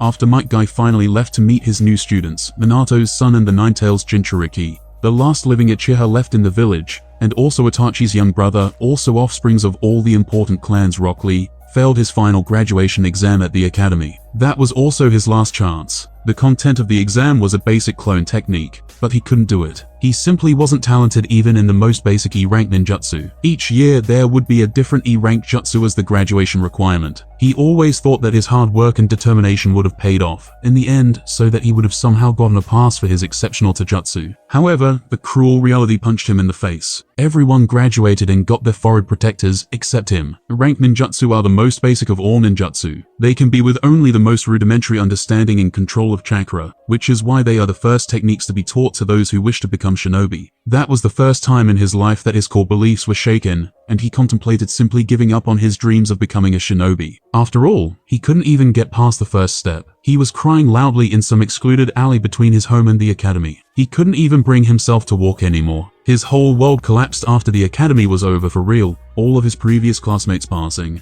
All but him. It was over. He really didn't become shinobi in the end. He was just an ordinary orphan with a slightly stronger physique, according to seniors who picked him up from the orphanage and gave him a place to live next just before the academy started. He was one of the few talented children with potential picked up from the orphanage to go into the Shinobi Academy on a scholarship, and he even got sorted into the main elite village academy. It was simply a dream come true for him, who didn't even think that was possible until then. But instead of changing his life for the better, the academy was the start of his nightmares instead. It turned out he had just a slightly stronger physique than ordinary, but he didn't have a thing that made shinobi what they were in the first place, the ability to summon his chakra to the outside of his body, in the forms of genjutsu or ninjutsu. It would be basically a game over for anyone at that point. He then experienced vicious verbal and in the beginning even physical bullying from his class. However, after he got such a chance to change his life from the village, instead of shrinking back, he started training even harder instead. He decided to beat his poor natural talent through hard work and determination and prove to anyone that an unyielding mindset is the most important thing. He would become the strongest taijutsu specialist and beat all those who laughed at or bullied him. But today he learned the hard way that everything was pointless in the end, all the hard work was worthless, and everyone but him passed on. There is truly no place for taijutsu in this ninja world. However, just then, while he was at the lowest point of his life, on the ground, he suddenly spotted a tall silhouette of a man, confidently walking toward him, and speaking passionately in a slow manner. "Yaojin, your youth has just started. There is no reason why you should be crying now. Let me introduce myself. I'm the Konoha's Blue Beast, the strongest taijutsu specialist in the village, and also your new teacher from today onwards." The tall man with a bowl-shaped haircut and a green jumpsuit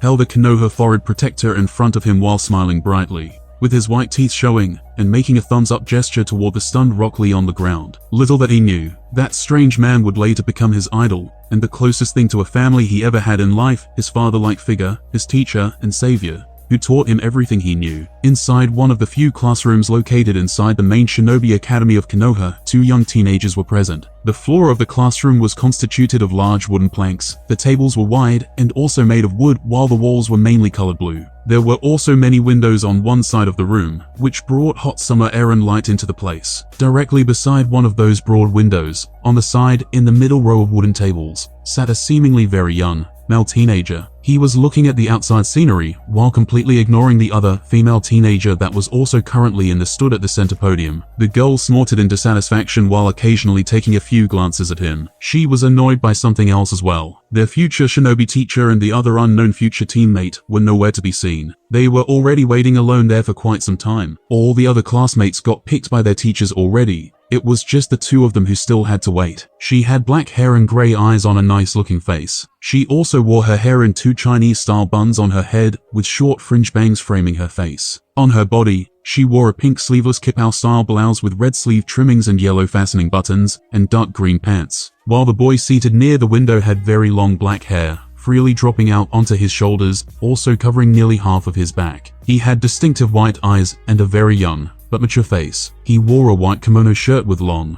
loose sleeves, matching pants, a navy gray apron tied around his waist, and black shinobi sandals. His forehead was fully covered by his newly acquired Konoha village forehead protector. Those 6 years passed by in a blink of an eye, and his academy life was officially over. It was finally time for him to go to the next level of strength, so that he would finally change his fate. It was also a moment when he was a little freer than before. After all, he was now an official shinobi of Konoha, not just a Hyuga slave. It was an improvement. I hope that Might Guy won't disappoint me. After all, he's one of the most crucial parts of my later calculations, Niiji thought while glancing at the outside scenery and other Konoha buildings. I'm still far away, but this is the first step that must be taken. I must trust the process. Niiji spoke to himself while recounting all the time he spent right inside this spacious old-looking classroom. Regarding knowledge, he got only the most basic stuff from here, that he could comprehend without even trying hard, thanks to his previous world knowledge and the strength of his 2 combined souls. Therefore, he didn't need to study too hard to always be at the top of his class. Regarding the individuals he met there during all those years,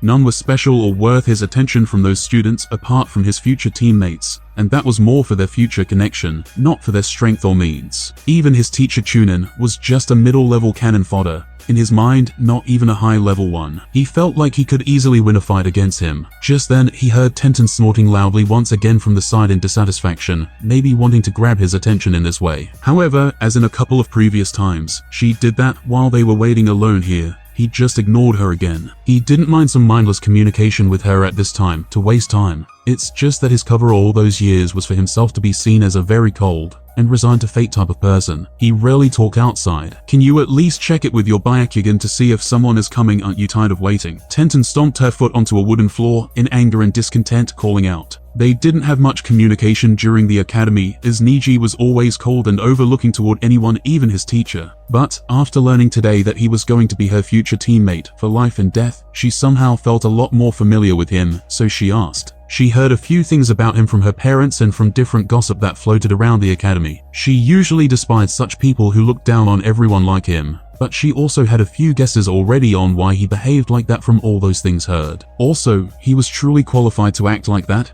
because no other student managed to last even one move in sparrings against him, and even their teacher Chunin said at one time that Niiji grew to his level. Niiji finally turned around to glance at her a little, and after a while, he nodded, then slowly activated his Byakugan to check the situation and see what was happening outside the room. But just in a few seconds, his face suddenly turned weird, and he quickly closed his Byakugan. Seeing this, Tenten, who never saw his cold face changing during all those years, also widened her eyes in shock. Is it a danger? Quickly, talk. She immediately came towards his table and looked at him anxiously. After all, coupled with the fact that they were so late, she thought of that possibility. However, before Niiji answered, they both suddenly heard loud shouts coming from outside of the building, and then slowly climbing up straight towards their classroom next, Guy Sensei. Lee. On top of one Konoha building, on its rooftop, there was a nice terrace with a wide and comfortable sitting space. 3 young teenagers sat on there respectfully, with varying expressions on their faces, while an older man stood in front of them observing them for a while curiously. It turns out, he and Rock Lee were so late just now because they decided to commemorate their master-disciple relationship and the so-called youth. by running 50 laps around the village, totally forgetting about Neji and Tenten who waited for them back at the academy classroom.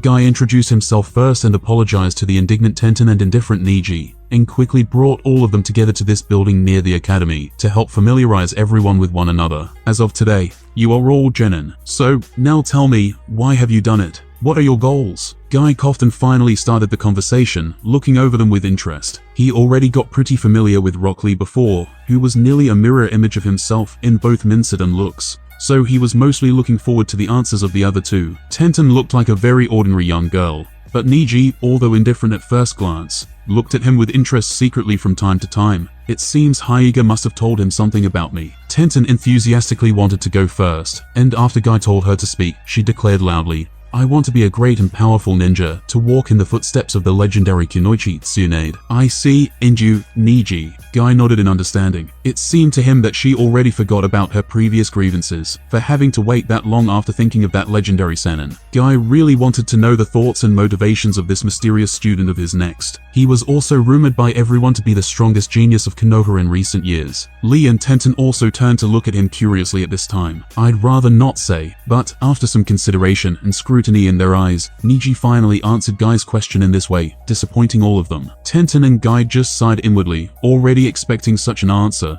but Lee frowned on his face and thought indignantly, HMPH, you mysterious geniuses. Just you wait until I surpass you all. Next, it was his turn to talk, so he straightened up and shouted excitedly, while glancing at Neji challengingly, a few times, as he was speaking passionately, I want to show I can be a splendid ninja as well, even if I do not have ninjutsu or jinjutsu. I want to prove it to the whole world. There is that look in his eye. Guy smirked inwardly, already acknowledging Lee inside his mind. Tenten looked at him weirdly, even with some pity, while he was speaking, while Neji was still looking at the floor, not paying attention to him at all, as if his words didn't even register in his ears. Rock Lee suddenly curled his lips, turning embarrassed. But just as he wanted to say something, Guy overtook him with a smirk on his face. Alright, then it's time for a little practical exercise and real introduction. After all, only in this way will I be able to measure your power of youth and see if you passed my test or not. Tenten and Rock Lee both stood up and exclaimed in shock. And, just like that, on their way toward one of the Konoha's many large training fields,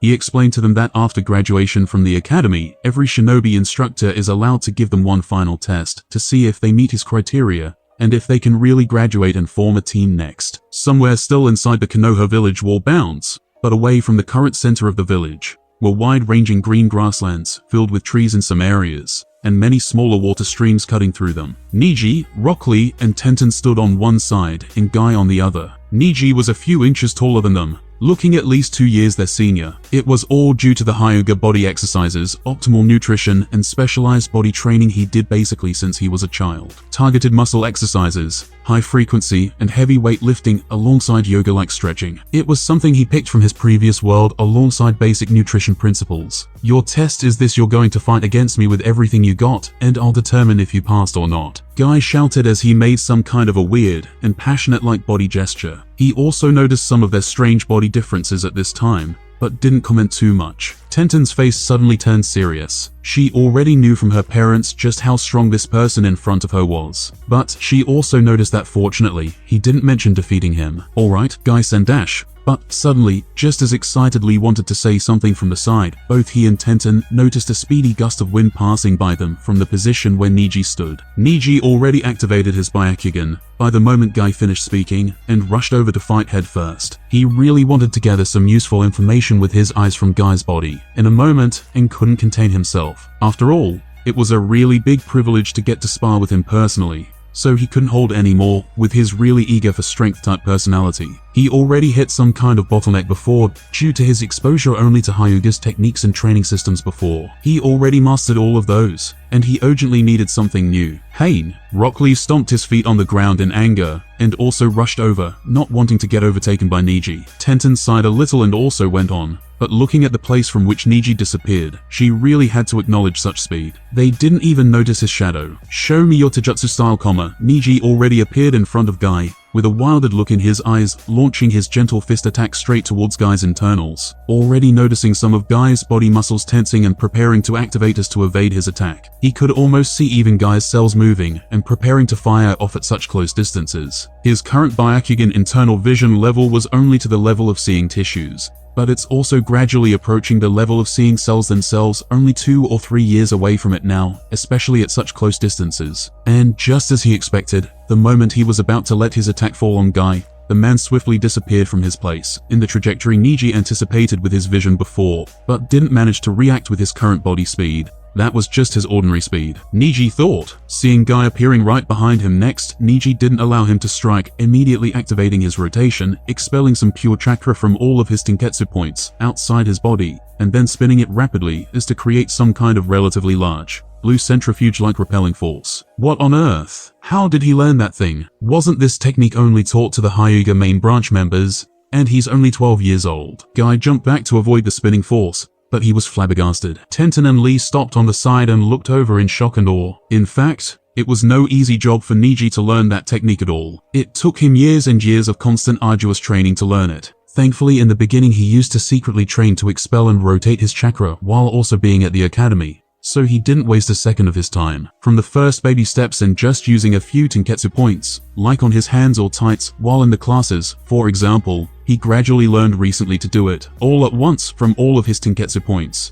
at the same time, and then rotate all of that release chakra accordingly to produce the move. Vacuum palm. That other technique was also completely learned just recently. Neji activated it next with his both palms, while once again jumping onto stun Might Guy in the distance, wanting to effectively close his escape options, and force him to face him head-on in a clash. This technique is done by fiercely expelling chakra from some of his Tenketsu points around his arms and chest forward toward the targeted area in the distance. The attack will also shut down enemies' Tenketsu points and damage internal organs, depending on the degree of success of a collision. Seeing the two vacuum palms coming towards him, Guy was even more shocked, so shocked, in fact, that he totally lost all of his previous funny mannerisms, and opened his eyes wide in shock with sweat. This is that technique of the Hyuga clan's patriarch. How does Neji have it as well? Just in that moment of shock, when he could dodge to neither of his sides because of Neji's chakra blasts, Neji suddenly appeared right in front of him, attempting to strike him frontally with his palm. Neji's already wide-opened and exerted veiny Byakugan eyes suddenly intently focused just on this moment, observing any changes from inside of Might Guy's body, recording everything to memory. Tenten and Rock Lee already had their eyes wide open from everything that happened in these few moments. However, just in the next second, instead of being hit by Neji's gentle fist-style attack, Might Guy suddenly disappeared from their vision once again,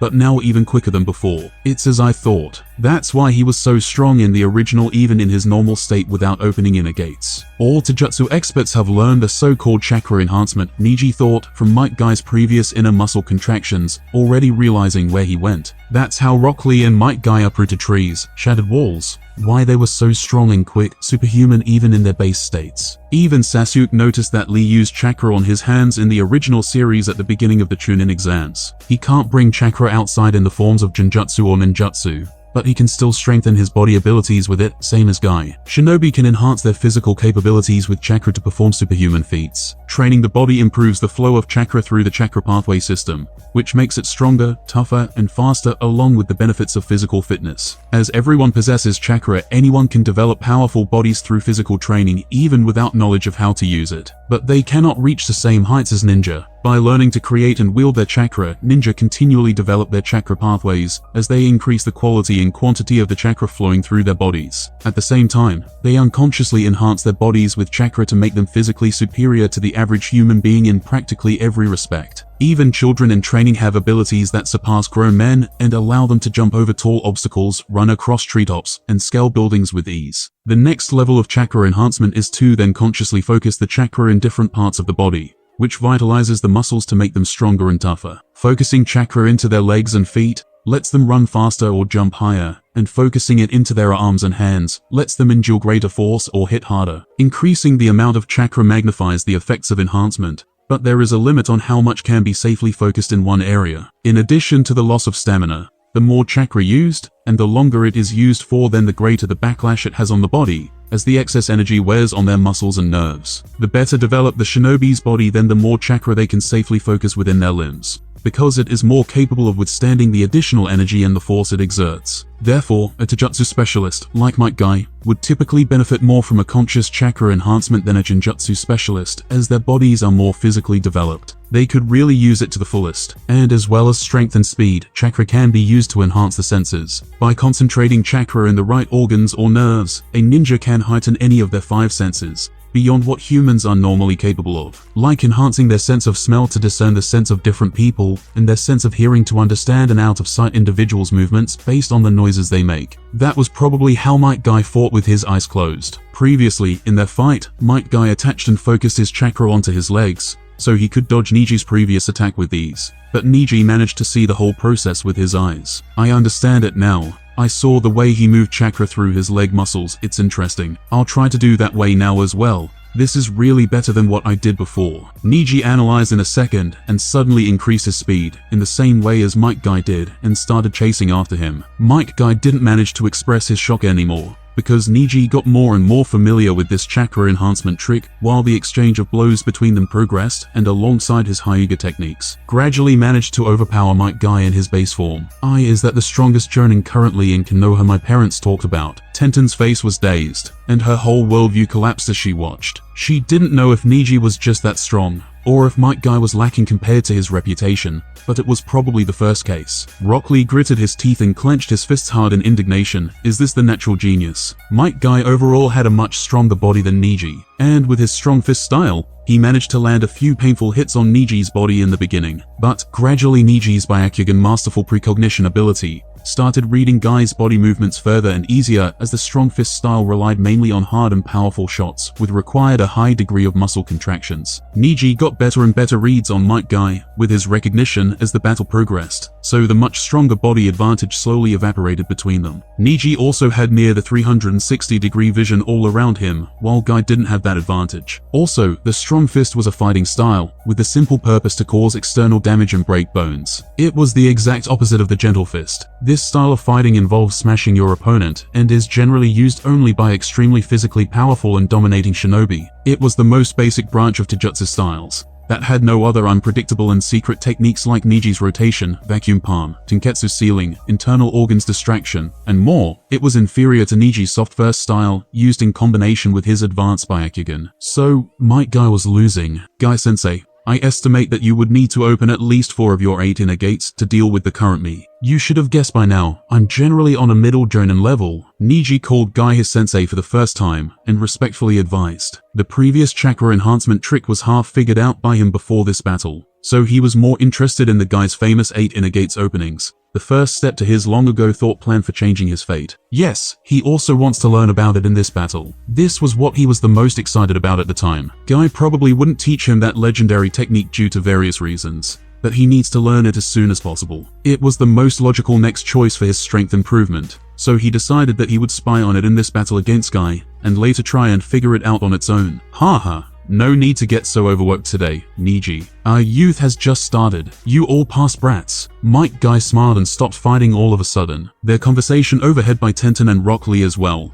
who was still dazed from the previous clash and unresponding to his statement. Neji also heard that, lowered his guard, and returned toward Rock Lee and Tenten, his face showing a very disappointed expression for a second, but he quickly covered it up and returned to neutral. Guy's face was also all smiles, but deep inside he frowned hard. This kid Neji is way stronger than that Lord Hokage's report indicated. He even learned all of Hyuga's secret techniques, and my way of chakra enhancements at a glance. I must pass this information on to Lord Hokage later as well, but no matter what, he's still my student now. I'm just worried about how will Tenten and Rock Lee cope with his mountain-like genius presence in front of them. They also must be trained hard in both mindset and skills. It seems that we need to go pretty hard with them from the beginning. Rock Lee, Tenten, listen up. Neji was born into Konoha's biggest family, and judging by some of the techniques he just revealed just now, he's probably even personally trained by the current Hyuga patriarch. And not only that, he's even recognized as the strongest genius in that clan's whole history of hundreds of years, alongside also having been recognized as the most dazzling genius of the whole village ever since Itachi Uchiha appeared. Even Lord Hokage paid big attention to him. Guy stopped paying attention to Neji and turned extremely serious once he spoke to pale-faced Tenten and Rock Lee,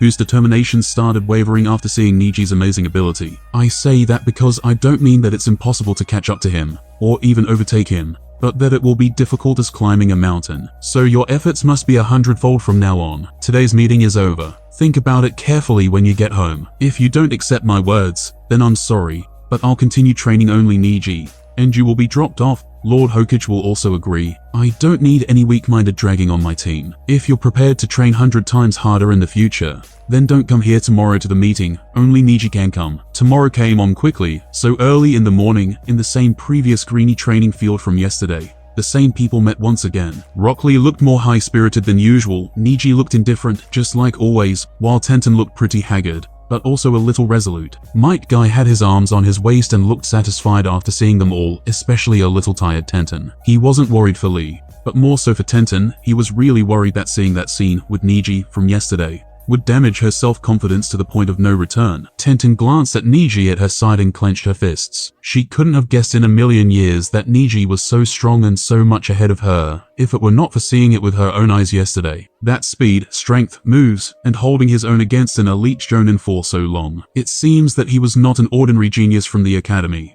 but already a real ninja strongman. She now understood why he paid no attention to anyone at the academy before, while he secretly trained his chakra in some weird ways during their classes. Why he was so overlooking toward her. But in the end, she decided that she won't give up. Even though he was born into a big family, was a natural genius, and was personally trained by his patriarch, she'll become the strongest kunoichi, even going further than the Lady Tsunade, and finally overtake him, Neji Hyuuga, her new teammate. Alright, since you've all come here, it means that you're qualified to become my students. Might Guy nodded towards them in satisfaction. The most important thing for a shinobi is their youth. The so-called youth is, in my opinion, to have an optimistic outlook, unyielding attitude, high spirit, rock-solid discipline, determination, and ability to work hard every day to your utmost of abilities. I surpassed even geniuses like Neji here, in the past through only my youth. Kakashi Hatake, my eternal rival, was the youngest ever genius to graduate from the academy. At only 5 years old, he became a chunin. At only 6 years old, was a war hero. But in the end, he was still overtaken by me. Guy proudly explained to them while making his signature confident pose. And he wasn't lying, today he could really be considered stronger than the copy ninja, Kakashi Hatake inside Konoha. Having the correct mindset is always the first step in your shinobi journey. You are your biggest enemy, and it could also become your strongest weapon. So that must be established first always. The teamwork and coordination between you three is the second principle after your graduation. Next point, back at the academy, you only learned the basic shinobi knowledge and tactics. But you didn't learn what truly makes us a complete shinobi after graduation. So instead of learning it the hard way, through many life and death missions, I'll try to teach you that myself the easier way. Might Guy continued his first lecture to the trio, and even Neji listened to him carefully for a while. In your shinobi training, you should always first focus on your body. These are things that could be worked on their own at once, like your body's strength, speed, stamina, endurance, agility, reflexes. But some other things related to your brain can only be mastered through constant battles, like your processing speed, composure, thinking speed, logical thinking in midst of battle and other. I'll create personalized body training plans for you two, Tenten and Lee. By the looks of it, Neji has his own training plan, so he doesn't need my help. Also, let me introduce you two to the chakra control and chakra enhancement principles as well. You'll be doing that for the next few days. Neji already knows everything about it, so while you're doing those exercises, we'll be sparring between ourselves over there. Might Guy started introducing various topics to Tenten and Lee, while Neji waited on the side, looking forward to sparring with Guy, especially for his inner gates openings. We'll start going on our first official missions as soon as you finish my training in this first week. Subsequently, Guy started explaining tree climbing and water walking, well-known chakra control exercises, to Tenten and Rock Lee, from the ground up, together with some of his personal exercises for chakra enchantment, like catching fish from the nearby small rivers with blindfolds worn over their eyes. They would accomplish that by only strengthening their senses of smell and hearing through their noses and ears with chakra. Usually, at this time, teaching shinobi would test his students' chakra natures and tell them everything about nature and shape transformations. However, currently, neither of them developed in those directions, as they were precisely two taijutsu experts of two styles and a Fuinjutsu expert. Later, he also had a plan for focusing their chakra onto their arms and legs for speed and strength, as well as trying to help them get their shinobi resolve like Neji, and breaking their limits the same as him. But that would come only later during the week. Might Guy, as one of the strongest, if not the strongest shinobi inside the village,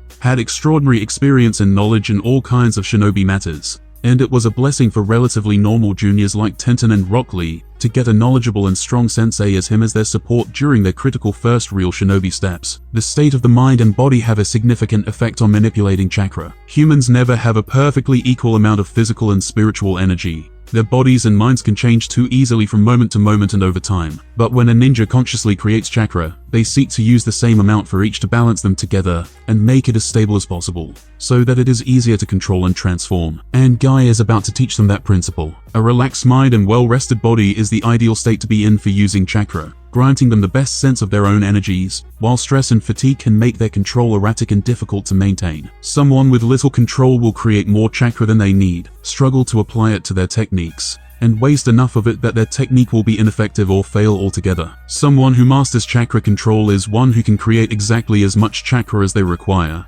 direct it to where they need it without wasting any, and applying it all to the chosen task at hand. In the organized society of the hidden villages, ninja are given missions depending on their rank in a system that was only implemented after the hidden villages were created. Originally, a clan would assign their missions to whoever was available, regardless of their age or experience, as the constant state of war from that era prevented them from being able to allocate exactly who they needed in every case. This was actually a major factor in the short-term life expectancy for shinobi, as children were forced into conflict with more powerful adults, while following their mission parameters. By controlling how missions were assigned and carefully measuring the risk, it minimized casualties, ensured that the most suitable teams were sent with the correct equipment and supplies, and provided appropriate downtime between missions to recover from injury and fatigue. Most importantly, it gave the youngest shinobi the opportunity to experience this lifestyle, while avoiding situations that they wouldn't have the strength to handle. Missions are categorized into 5 ranks, based on the possible danger or level of importance. Examples of some of the D-rank missions were painting houses, delivering packages, babysitting children, working on farms, finding lost pets, and other incredible simple tasks. They were basically risk-free and involved performing manual labor and other simple tasks. Those were only given to just freshly graduate genin, without much experience or fighting ability, usually issued by the more wealthy residents inside the village, and were subsidized by the village. E-rank missions are also low-risk missions that may involve fighting or other mild danger, but never combat against other shinobi. Some examples of them include guarding clients against common highwaymen, capturing or eliminating bandits, background investigation, disaster relief, capturing or suppressing wild animals. Team Guy did many of these 2 kinds of missions in the last few months. They gradually got their first shinobi payouts, their resumes, some of them even their first fights, and even their first kills. In their usual get-together spot, Team Guy currently held another meeting. Tenten and Might Guy watched from the side as Neji once again defeated Rock Lee, knocking him down in one move. Give it up, Lee. How many times do you have to go through this? You're really weaker than Neji, so you should stop hitting your head on a wall. Tenten sighed tiredly and patiently tried to explain. Lee, I told you many times already. You can become 10 times stronger than now, surpass anyone else you want, but you won't surpass me. Neji looked at Lee crouching in pain now and stated in an unquestionable tone, as if he didn't intend to embarrass Lee, but he really thought what he said. Might Guy on the side also had a little lamentable look in his eyes. After all, he himself said many times to Lee before that he could overcome Neji in the future, but he certainly knows it won't be anytime soon. Just like in his and Kakashi's case, it took him a few decades to master his 8 gates techniques and shine, and Neji was exactly the type of extraordinary genius of Kakashi's 3 Senins and Minato Namikaze's level. Maybe only Itachi and Shisui Uchiha were bigger monsters. It was not that he didn't give his utmost maximum in training Lee. He even passed on the 8 gates to him much earlier than he previously envisioned due to Niji's overwhelming pressure. Also, incorporating the constant wearing of heavyweights all over Rock Lee's body all the time. However, the 8 gates has one of the longest time requirements inside the whole village, and definitely won't be learned overnight. The technique required an abnormally strong and durable body, in order for it to be able to withstand all the pressure of breaking your own program limits, and letting your chakra rage wild inside of it. That's why it took his father all his life to learn it. He had more luck, as he inherited his father's improved genetics somehow, while Rock Lee has a natural aptitude for learning the technique, so he would surpass even himself, who surpassed his father in turn. But that still wasn't enough in front of Neji, that kind of genius, not in 5 to 10 years. Guy Sensei, please allow me to use that technique. I finally mastered it yesterday completely. Rock Lee suddenly stood up and excitedly shouted toward Might Guy, his spirit still unyielding and fierce. He already mastered the first gate. Neji turned towards Might Guy curiously. Tenten was also curious. She heard it was her sensei's secret technique that allowed him to become so famous in the first place. But, unfortunately, it can be only learned by crazy taijutsu specialists. Guy sighed inwardly, knowing that it would simply not be enough to defeat Neji right now. But he had to allow him to see it for himself, so he could only nod his head helplessly toward excitedly. Lee, this is the first and the last time I allow you to use that technique against Neji.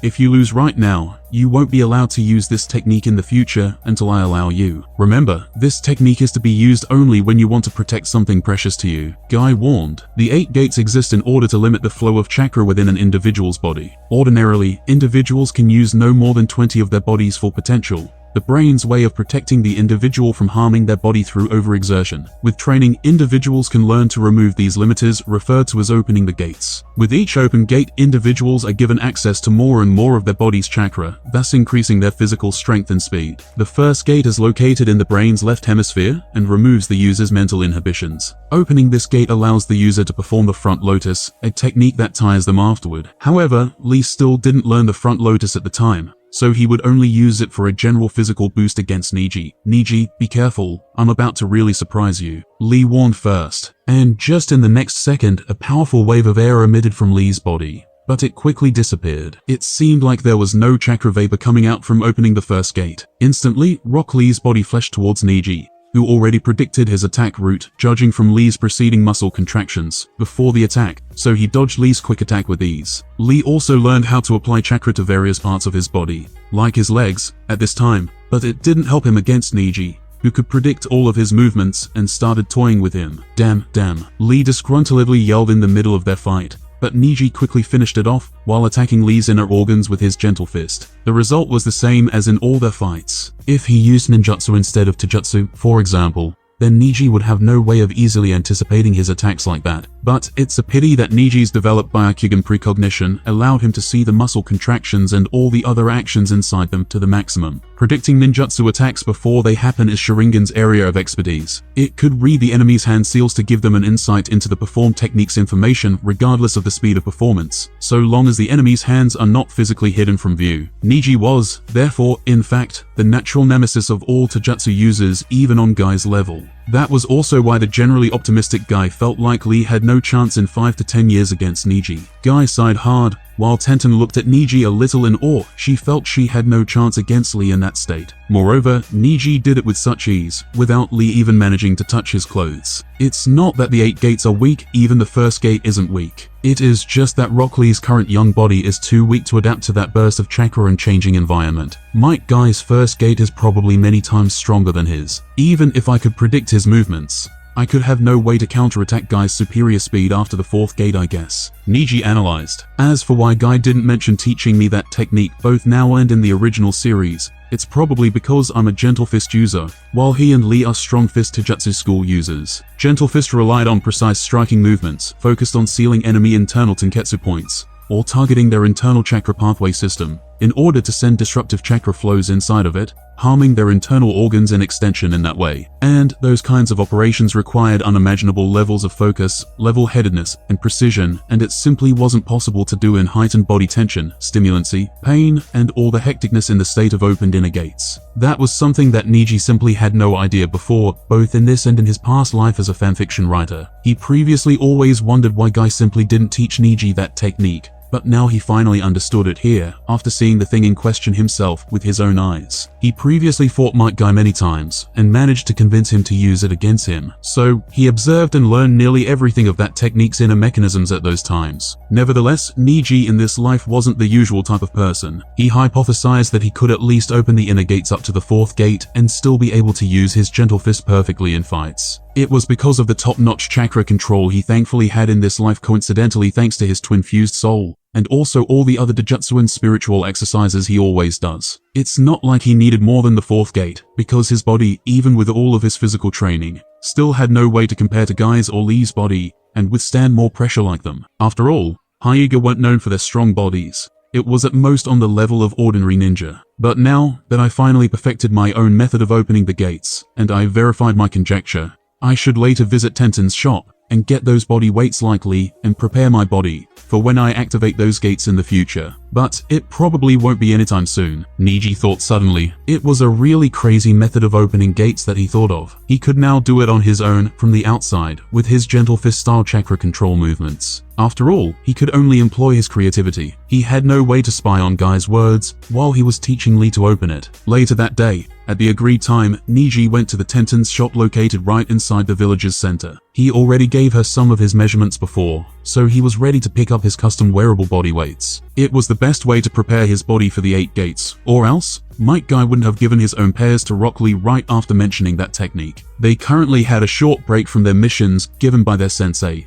Therefore, Tenten agreed to personally wait for him at her family's shop to give his order of custom body weights. Team Guy members also got much more familiar with one another in the last couple of months. Even Niiji occasionally used to ask for help from Rock Lee and Tenten in some of their more boring missions. Soon, Niiji eventually arrived outside the Tenten's shop and felt a little surprised. It was one really big shop, occupying a whole building, many times larger than all the other various shops he passed by on his way there. And it was also at the central, most sought-after location of the village center. It was made of wooden-like architecture, and had a big sign of Higurashi Weapons Shop on top of it. I didn't expect Tenten to be so rich. It wasn't mentioned in the original, but this should be the biggest weapon shop in the whole village. Niiji thought about many different things regarding her, Niiji, and just as he arrived outside, he heard a young girly voice calling out to him from inside of the building. Tenten, who was now in her casual clothes, in some kind of a casual pink Chinese-style sleeveless long dress, hurriedly went outside to greet him. It was his first time seeing her not being in her traditional shinobi combination. "I prepared everything you asked for before, let's go inside." Niiji nodded and they both went inside. Inside it,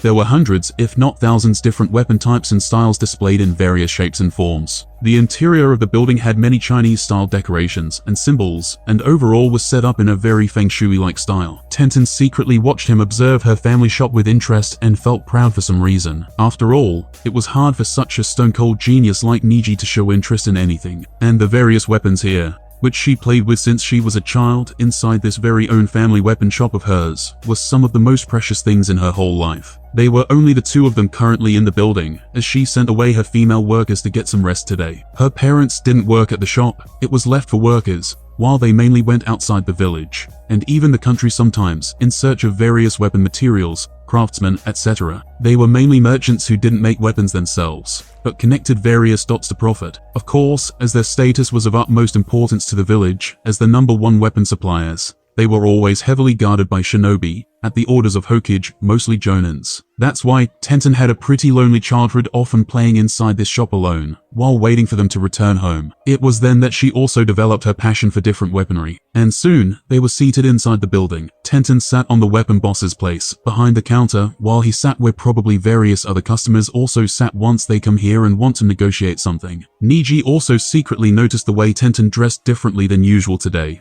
and how they were the only ones left here inside such a big shop without any workers present, which was all weird. Maybe it was a coincidence. However, Tenten's expression showed no difference from her usual, so he thought nothing about it and stopped dwindling on such matters. It seems that he didn't find anything weird. It's good. Tenten also sighed with relief internally. In fact, she had no idea why she dressed like this today, or why she sent those workers away. Maybe she wanted to test Niji's reaction, maybe something else. But the point is, it was all undoubtedly done subconsciously. But looking at his black long swirling hair and sharp features with indifferent eyes, she didn't know why. But she suddenly felt a bit disappointed for no reason. Why is that? But, not wanting to think about anything weird any longer, she got right to the business. From below the counter, she swiftly picked up a few medium-sized boxes and dropped them on the table. However, poor Tenten didn't know that, right at that moment of her disappointment, in that split second, Niji's trained eyes detected her short-lived abnormality right from her small face, and the exact cause that maybe even she didn't realize.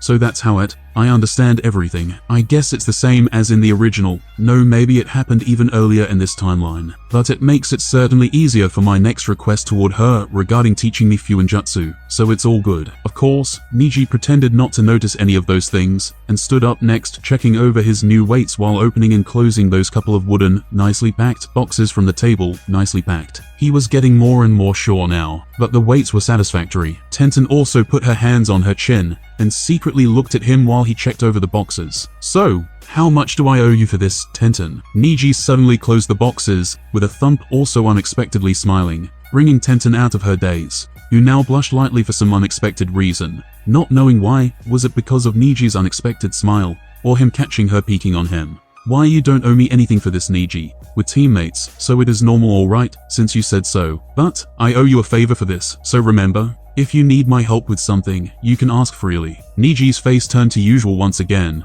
and he sat back in the chair. Tenten nodded happily after hearing that. Her face also gradually returned to normal after a few seconds. But just as she wanted to say something, she heard Niji's question first. How is your practice in the sealing class going? After graduation, Tenten visited Konoha's various branches. Tenten's dream was always to become a strong kinochi like Lady Tsunade, so her first association towards that goal was to learn medical ninjutsu just like her. So, her parents first got her to enter the Konoha's hospital and learn from the most advanced medical ninja of Konoha. However, after some time progressed, she realized that she had little talent in medical ninjutsu and literally zero passion. That's when, on one of many sleepless and worried nights, she got a flash of inspiration and realized what her biggest passion actually always was, how everyone has their own path, and that she should follow her own, just like her sensei and her teammate Rock Lee. She got the idea to actually use all of her hundreds of favorite weapons from this shop in fights, by sealing and resealing them with ninja scrolls. She would do it on such a scale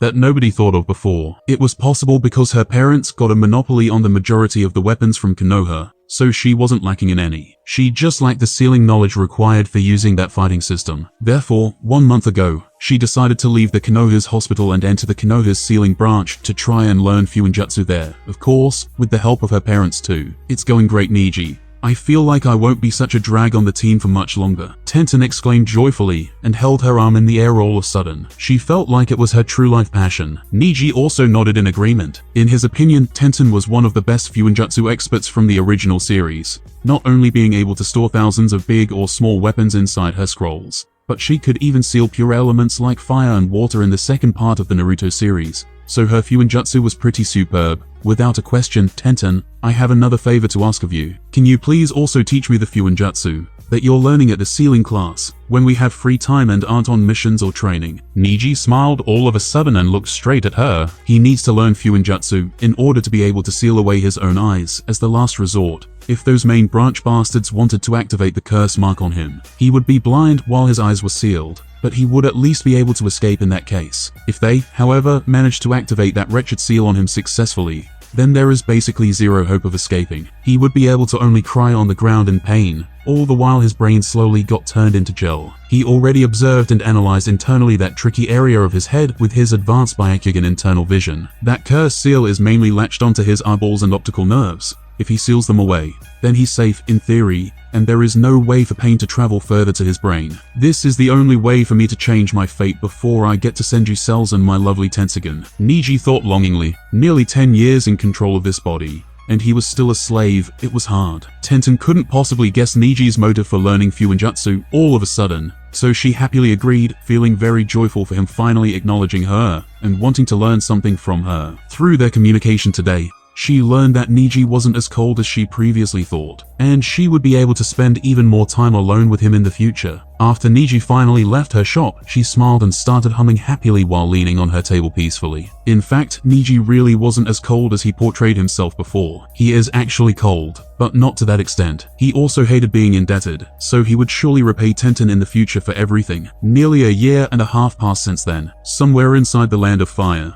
but away from the Konohagaka, inside a big forest, a little older teen guy casually jumped over different trees. They are currently completing their first B-rank mission. E-rank missions are dangerous missions with a significant risk of combat with other shinobi. E-rank missions are usually assigned to experienced chunin. However, since their overall strength, Hokage made an exception this time. Some missions of that rank include guarding important clients such as nobles and politicians, espionage to obtain political or military information, military law enforcement, prison security, and border patrols. Their current objective wasn't exactly a border patrol, but it was closest to that type. Recently, inside the Land of Fire appeared an extraordinarily powerful group of bandits looting and terrorizing many ordinary merchants operating inside this nation's territory. Ordinary warriors weren't a match for them, so it was speculated that the perpetrators had shinobi in their ranks. The merchant union, consisting of the biggest merchants of the country, made an official request for help to the Konohagaka in a form of a mission. It was deemed to be a B rank by the Hokage immediately due to other shinobi being involved, and the high likelihood of a clash against them. And the mission got into the hands of the team guy next. They decided to lay an ambush on those bandits, since they have no information on their headquarters, only some general descriptions. For many days already, they shadowed different prominent merchants all over the Land of Fire. Niji's Byakugan played a crucial role in checking over different radiuses near them for threats. Maybe it was another reason why the Hokage dispatched them specifically on this B-rank mission. Neji didn't expect that due to him exerting his Byakugan for an internal vision all of his life, it was harder to switch it back to seeing towards large distances ahead, as it was a totally different concept. So he could currently see only up until 2 kilometers away from himself. Not too great for a Hyuga. So far, they haven't got a clue. Now trailing another famous merchant's caravan route. Don't worry guys, we have more than a month until the Chunin exam starts. Lord Hokage also personally promised that if we are unlucky, and don't catch them until then, we could just return back to the village, and someone else will pick this mission from us.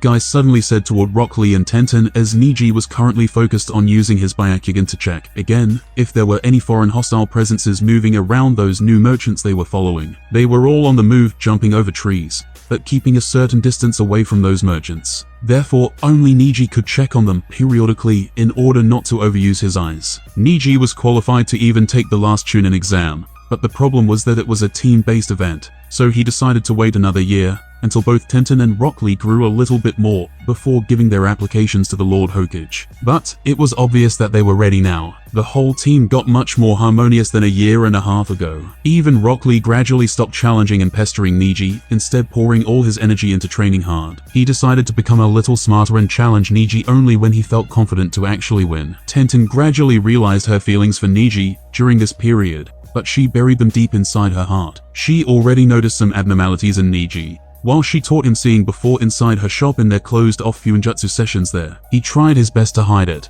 but by some of his specific inquiries, she already realized what kind of seals he wanted to actually make. She held a lot of pity and heartache towards him ever since then, realizing everything. Why he worked so hard, why was he so indifferent to her, and what was his final goal. So, she had no courage to disturb him in it, also realizing that even if he also harbored feeling for her, he would still reject her for sure. And, just as she was lost in her thoughts about Neji and looked at his tall back, in question, once again, she, Rock Lee, and Guy all suddenly heard him shouting seriously from the front, "There are enemies entering my field of vision and approaching the merchants. 30 ordinary chakras but further away. On that hill, there are 3 more really strong people, behaving as if guarding those ordinary bandits. They are surely all on the elite Jonin level of strength in my estimates." Neji reported in one breath, while pointing at the direction of a small hill in the forest. "Do they happen to notice us?"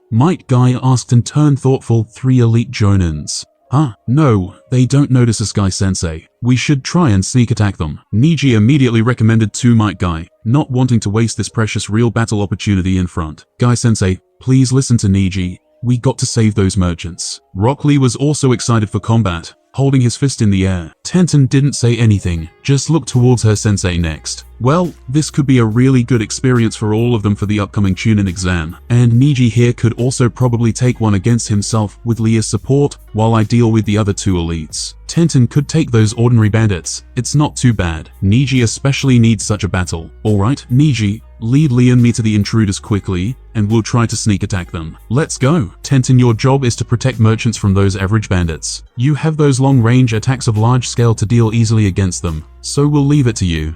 Guy instructed. Everyone nodded and quickly moved on to the work. Tenten didn't protest too much, after all. Her method of attack was really the one best suited for dealing against such large crowds of enemies. While Neji and Lee were stronger than her currently, and she wasn't good at in one-on-one battles. Inside one of the many forests of the Land of Fire, on a small hill, amongst dense green trees on it, was a well-concealed group of 3 distinctive people hidden in those trees. The tallest one, out of the 3, presently held a small binocular over his eyes, while observing a small dirt road below in the forest intently, while the other 2 obediently stood on the side. They were all dressed in some kind of identical black kimonos, and with different, weird monster-like masks, hiding all of their facial features. They carried only some small purses on them, along with very large katana sword sheaths. "Lord, you were right as always. This Land of Fire is really the richest place in the world. In just 2 months we got so much money that we could soon really return back and continue with our plan." One of the shorter men suddenly spoke relievedly and excitedly. He apparently held a great deal of respect for the man with the binoculars, who himself responded seriously, "Yes, this is indeed the strongest shinobi country in the whole world, as it has always been for most of the time. In richness and overall economy, It could even compare to our land of iron. You should have seen for yourself just how good this land actually is as compared to the other countries we've been in the past year, even than the other 4 great nations. This many resources, fertile land, different animal kingdoms, and good weather always made it so only the most capable people managed to settle here, and that made it so strong. This territory was always the strongest even before the so-called hidden villages formation. That should have been seen as both Senju and Uchiha clans originated from here. It wasn't weird for Konoha to be equal in strength or even more powerful than the other 4 great ninja villages combined in the past, though that isn't the case right now due to some circumstances. The most knowledgeable man amongst the trio spoke plainly, as if intending to teach his 2 disciples/servants about some world history. He remembered those various pieces of knowledge from the library his clan owned. They could be said to witness the whole of world history. He was the one with the binoculars, who looked at the merchant's caravan slowly coming into view on the dirt road. Back in the land of iron, there is no clan more ancient and more informed than his clan. This will be our last job actually. We're going back straight to the land of iron after this. I think we have gathered enough funds already, the man continued. He always experienced some kind of dangerous feeling ever since they started protecting those bandits looting inside the land of fire. Even though their hidden village Konohagaka was now a lot weaker than it was before ever since the Nine Tails attacked the village, he still couldn't help but feel a little apprehensive. I guess I'm overthinking it. There should be not many people stronger than me inside of Konoha now, and even if there are secret masters, I feel they have better things to do than deal with these problems. However, all of a sudden, after a few seconds, the man suddenly dropped his binoculars on the ground, and at lightning speed, he drew out his twin katana swords from his waist, and 2 large blue sword slashes quickly followed forward in one direction. 2 green figures suddenly flashed into the air, as if suddenly dodging the incoming attacks that way. The other 2 masked men also alertly drew their katanas out, each of them carrying one large-looking distinctive katana sword. Once again, something strange happened. While the trio was distracted by the 2 green figures in front, they were suddenly attacked by 2 middle-sized peculiar chakra waves from their backs. This time around, the 2 shorter masked individuals made their move. Their single-edged striking swords started glowing blue with chakra, and by a couple of weird distinctive hand moves in multiple directions, that invisible chakra sneak attack coming from their blind spot was effectively dispersed using only their swordsmanship and chakra-shaped transformation with surgical precision. Seeing that his sneak attack of 2 vacuum palms failed, the veiny-eyed Neji frowned a little in the distance. He was surprised especially by their precision in using shape transformation without any dojutsu to expel his attack. This will be more interesting than I expected. And then he quickly went to regroup with Guy and Lee, who also didn't manage to sneak on the weird black-clothed samurai. After 30 more seconds, 2 different groups of 3 stood face to face on top of a forested hill. Mike, Guy, Rock Lee, and Neji stood on one side, with Guy in the center, and the masked black-clothed samurai stood opposite of them, with the tallest one, with twin swords, in the center. He apparently used a quick-draw Kenjutsu style, as both of his swords were now back in his scabbards. This guy is strong. Both Mike, Guy, and the tallest samurai suddenly thought while sizing each other up. Why are you protecting those low-level bandits? Do you know this is the land of fire? Guy asked first, while the other party already realized their identity while looking at their protectors. Sai, what unfortunate luck to meet you. The Konoha's blue beast on our last operation. The man called Ieyasu, the lord of the famous Ashikaga clan of the Land of Iron, sighed a little suddenly. It's not that they came totally unprepared for their goal of gathering funds by helping different bandit groups found on the black market rob different merchants all over the world. They more or else understood all potential strong obstacles they might face, Mike, Guy of the Konoha included. The bandits would find the potential targets and all their information and rob them, while they would just be on the lookout and act if a need arose to protect them while getting 30% of the overall loot. They were already quite famous mercenaries for different bandit groups on the black market called the Demon Trio. They didn't need to act often, but when they did, they destroyed every obstacle for their client bandit groups. That's why they gathered so much money. Alright, let's stop here. We'll go back and never return to this land again. After a long sigh, Ieyasu finally stated. Even though he was very confident in his current strength, there is no need to risk it. His 2 subordinates exclaimed a little in shock after hearing him sighing and speaking, knowing themselves exactly how proud their clan's lord, who was now backing off, really was. Mike Guys was also surprised after hearing that proposal. As an exceptional Taijutsu master, he could judge the strength of opponents who relied on Taijutsu pretty well, judging from their subtle body movements. And even though Kenjutsu was much different than Taijutsu, it was still close enough. Therefore, he was very surprised that an opponent of that caliber backed off so easily. So he looked at Neji next. To be honest, he would have probably decided to back off now, as this mission was nowhere near a simple B level, so they weren't really obliged to complete it. and could probably just go back for backup. He didn't blame that merchant organization for not reporting it differently, as even he would have not expected that opponents of that skill would go on babysitting some petty bandits. However, looking at Neji again, who also had an elite jonin level of strength, in his opinion, he was more inclined to give him some real battle experience this time around and let him experience some real setbacks for the first time against an opponent of equal strength and humble his mindset a little in that way. And as for Rock Lee, he thought that he could probably last long enough if he also opened his inner gates and then wait for him to deal with the mercenary boss and help him on time if he also goes all out from the start with his gates. I reject your proposal, mercenary. Those bandits of yours weren't so lenient against our merchants before, killing many of them in cold blood even when it was not necessary, and merchants complied with their demands. Rock Lee, today, I allow you to use your inner gates in a battle for the first time. Neji, don't underestimate your enemy. Both of you go all out from the beginning and wait for me to finish. You also need to act together until I return against those two. Rock Lee also had a low jonin level of strength if he goes all out, and with Neji there to protect him, he wasn't worried to arrive in time. Seeing this, Ieyasu got furious and shouted angrily, "Blue Beast, I gave you chance, but you didn't cherish it. Today, we'll kill you, your disciples, and show you why samurai are superior to you dirty shinobi. Shinjin, Yukimura, go and kill those guys' kid disciples while I deal with him personally." Apparently, he also surprisingly looked down on shinobi and wasn't as level-headed as it seemed. And just in the next moment, 6th gate of view, open. After shouting that, in a big flash of green light, Might Guy suddenly vanished from his place and came in front of Ieyasu while kicking forwards with a flash of fire caused by the friction of air, accompanying his fierce kick. Ieyasu immediately pulled out his twin swords infused with blue chakra from their sheaths to block the attack,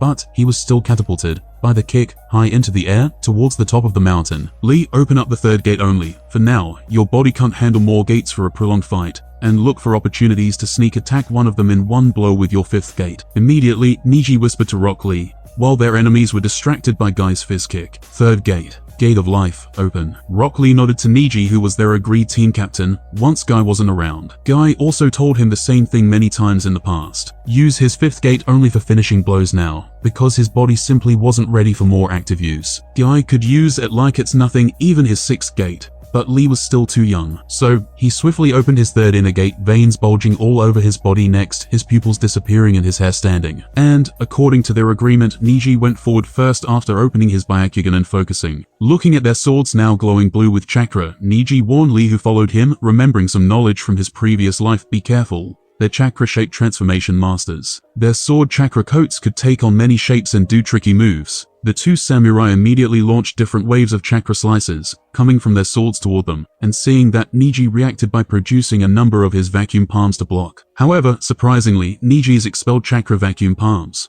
got straight dispersed by their sword chakra waves, coming straight toward them next. Lee opened his eyes in shock as it approached. It seems that those aren't ordinary chakra-shaped transformation waves coming out of their swords, are also somehow infused with wind release. Neji exclaimed in surprise while quickly creating a large enough rotation, protecting him and Lee successfully. Next rotation is still enough, as it isn't just an ordinary expulsion of chakra like that vacuum wave move, but a real vortex-like technique. Seeing their attacks blocked without exception, Shinjin and Yukimura were also surprised, also noticing something now. "So, you're from that Hyuga clan the Lord talked about, little boy, the strongest clan of Konoha now." "Yes, your eyes should probably sell good on the black market. They shouldn't be that old, judging by their voices, probably around 17 or 18 years old both." Neji immediately guessed their age after hearing them speak from behind their masks. "We can't get close to them easily if they continue to spam those wind chakra flashes. And I don't want to waste all of my chakra on pointless rotations. Let's wait instead and try this." Neji decided. 8 trigrams, defensive palms. That was Neji's new personal technique he devised to use for defensive measures, without having to waste a large amount of his chakra for multiple rotations. He first envisioned an ordinary 8 trigrams field appearing all around his body. It was the same 8 trigrams used commonly by Hyugas for offensive purposes, but this one was instead used to block all the intruding attacks, with his fluid gentle fist style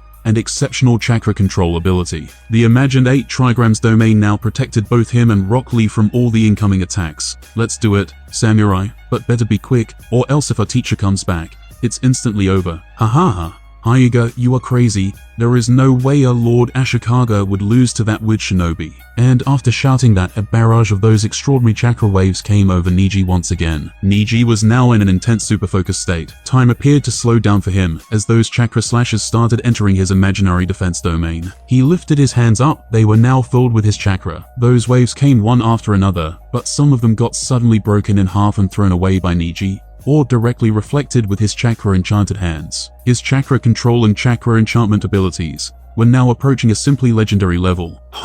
It was the first time those two servants were so surprised today after seeing that scene. But soon they recovered, attributing the skill in front of them as some usual Hyuga clan stuff. After all, they didn't know all that much about the shinobi world as they came from the isolated land of iron. Therefore, without a single thought, they decided to switch to frontal combat right afterward. They came on swiftly in front of Neji, attaching chakra onto their feet to make them faster. Neji appeared to still not notice them, while they both swung their swords towards him, ignoringly. But in the next second, from Niji's right shoulder, right thigh, and many other body parts, different chakra projectiles rushed straight towards Samura's blind spots. Neji already previously anticipated their moves through his precognition abilities, and activated the chakra expulsion attacks from his Tenketsu points to their current most vulnerable spots. It's over? Are those elites really that weak? Every Hyuga has the ability to expel chakra from any of their Tenketsu points, at any time, though not many were as skilled in that area as current Neji. Due to this overwhelming chakra control, he could not only expel chakra that way,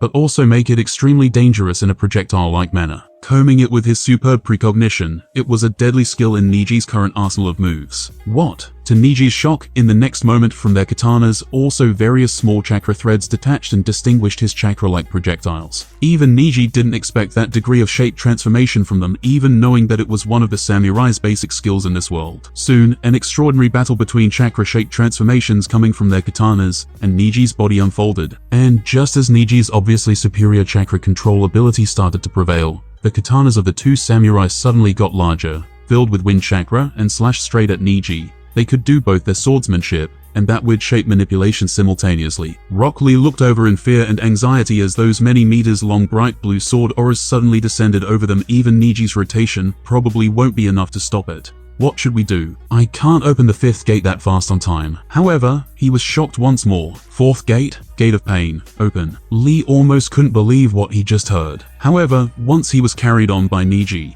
who then had his eyes wholly white, his body full of bulging veins, and his long black hair half standing in the air, he had too. Neji really somehow opened the fourth gate right in front of him, and with such speed as well. Due to Niji's method of opening the inner gates being so different than the traditional one they used, he could do it much faster than them. It just took him 1 to 2 seconds of time at most. Lee, since I had nothing left to hide now, leave this battle to me. I need to end this quick. Neji lowered Lee to the ground ahead, and then jumped back to fight without looking back. He needed to finish this one quickly, as he could currently maintain this state for only about a minute at most in normal circumstances, and even shorter if he used other attacks of his gentle fist in that state. Where did he go? I think it's the same move his teacher used to jump onto the Lord. Let's find him. However, those two samurai didn't need to find him, because Neji already appeared there. Neji was now much faster than them, so he started running in circles around them, making some kind of containing array made of his afterimages even on top of them. By jumping into the air, his body looked beastly now, full of bulging veins. And just then his hands suddenly started expelling chakra again, the vacuum palm onslaught. It was something akin to a cage made for his attacks. Hundreds of different faster and more ferocious, enhanced vacuum palms started pounding onto the two trapped samurai. It was Niji's current strongest attack method, and he felt like that barrage could last only for about 10 more seconds, before he passed out of chakra exhaustion and body overuse at the same time from the inner gates. He just needed to finish them off, and Guy would probably pick him up after he was done with their leader. He had the utmost confidence in Guy. At first, the samurai managed to deal with his barrage with their enchanted sword auras, but after a while, they started slipping a bit, and getting hit by one of his vacuum palms made their body nearly immobile and dysfunctional internally. It got harder and harder for them to dodge, and by the end of Niji's barrage, most of their internal organs were totally done. Their brains stopped functioning due to Niji's disruptive chakra, same with their hearts, lungs, livers, and other organs. And that's the end of this episode. The series will continue in the next part, so be sure to like the video, subscribe to the channel, share, and comment down below. This really helps with the YouTube algorithm. Thanks for watching, we'll be seeing you in the next part. Check out my other anime videos.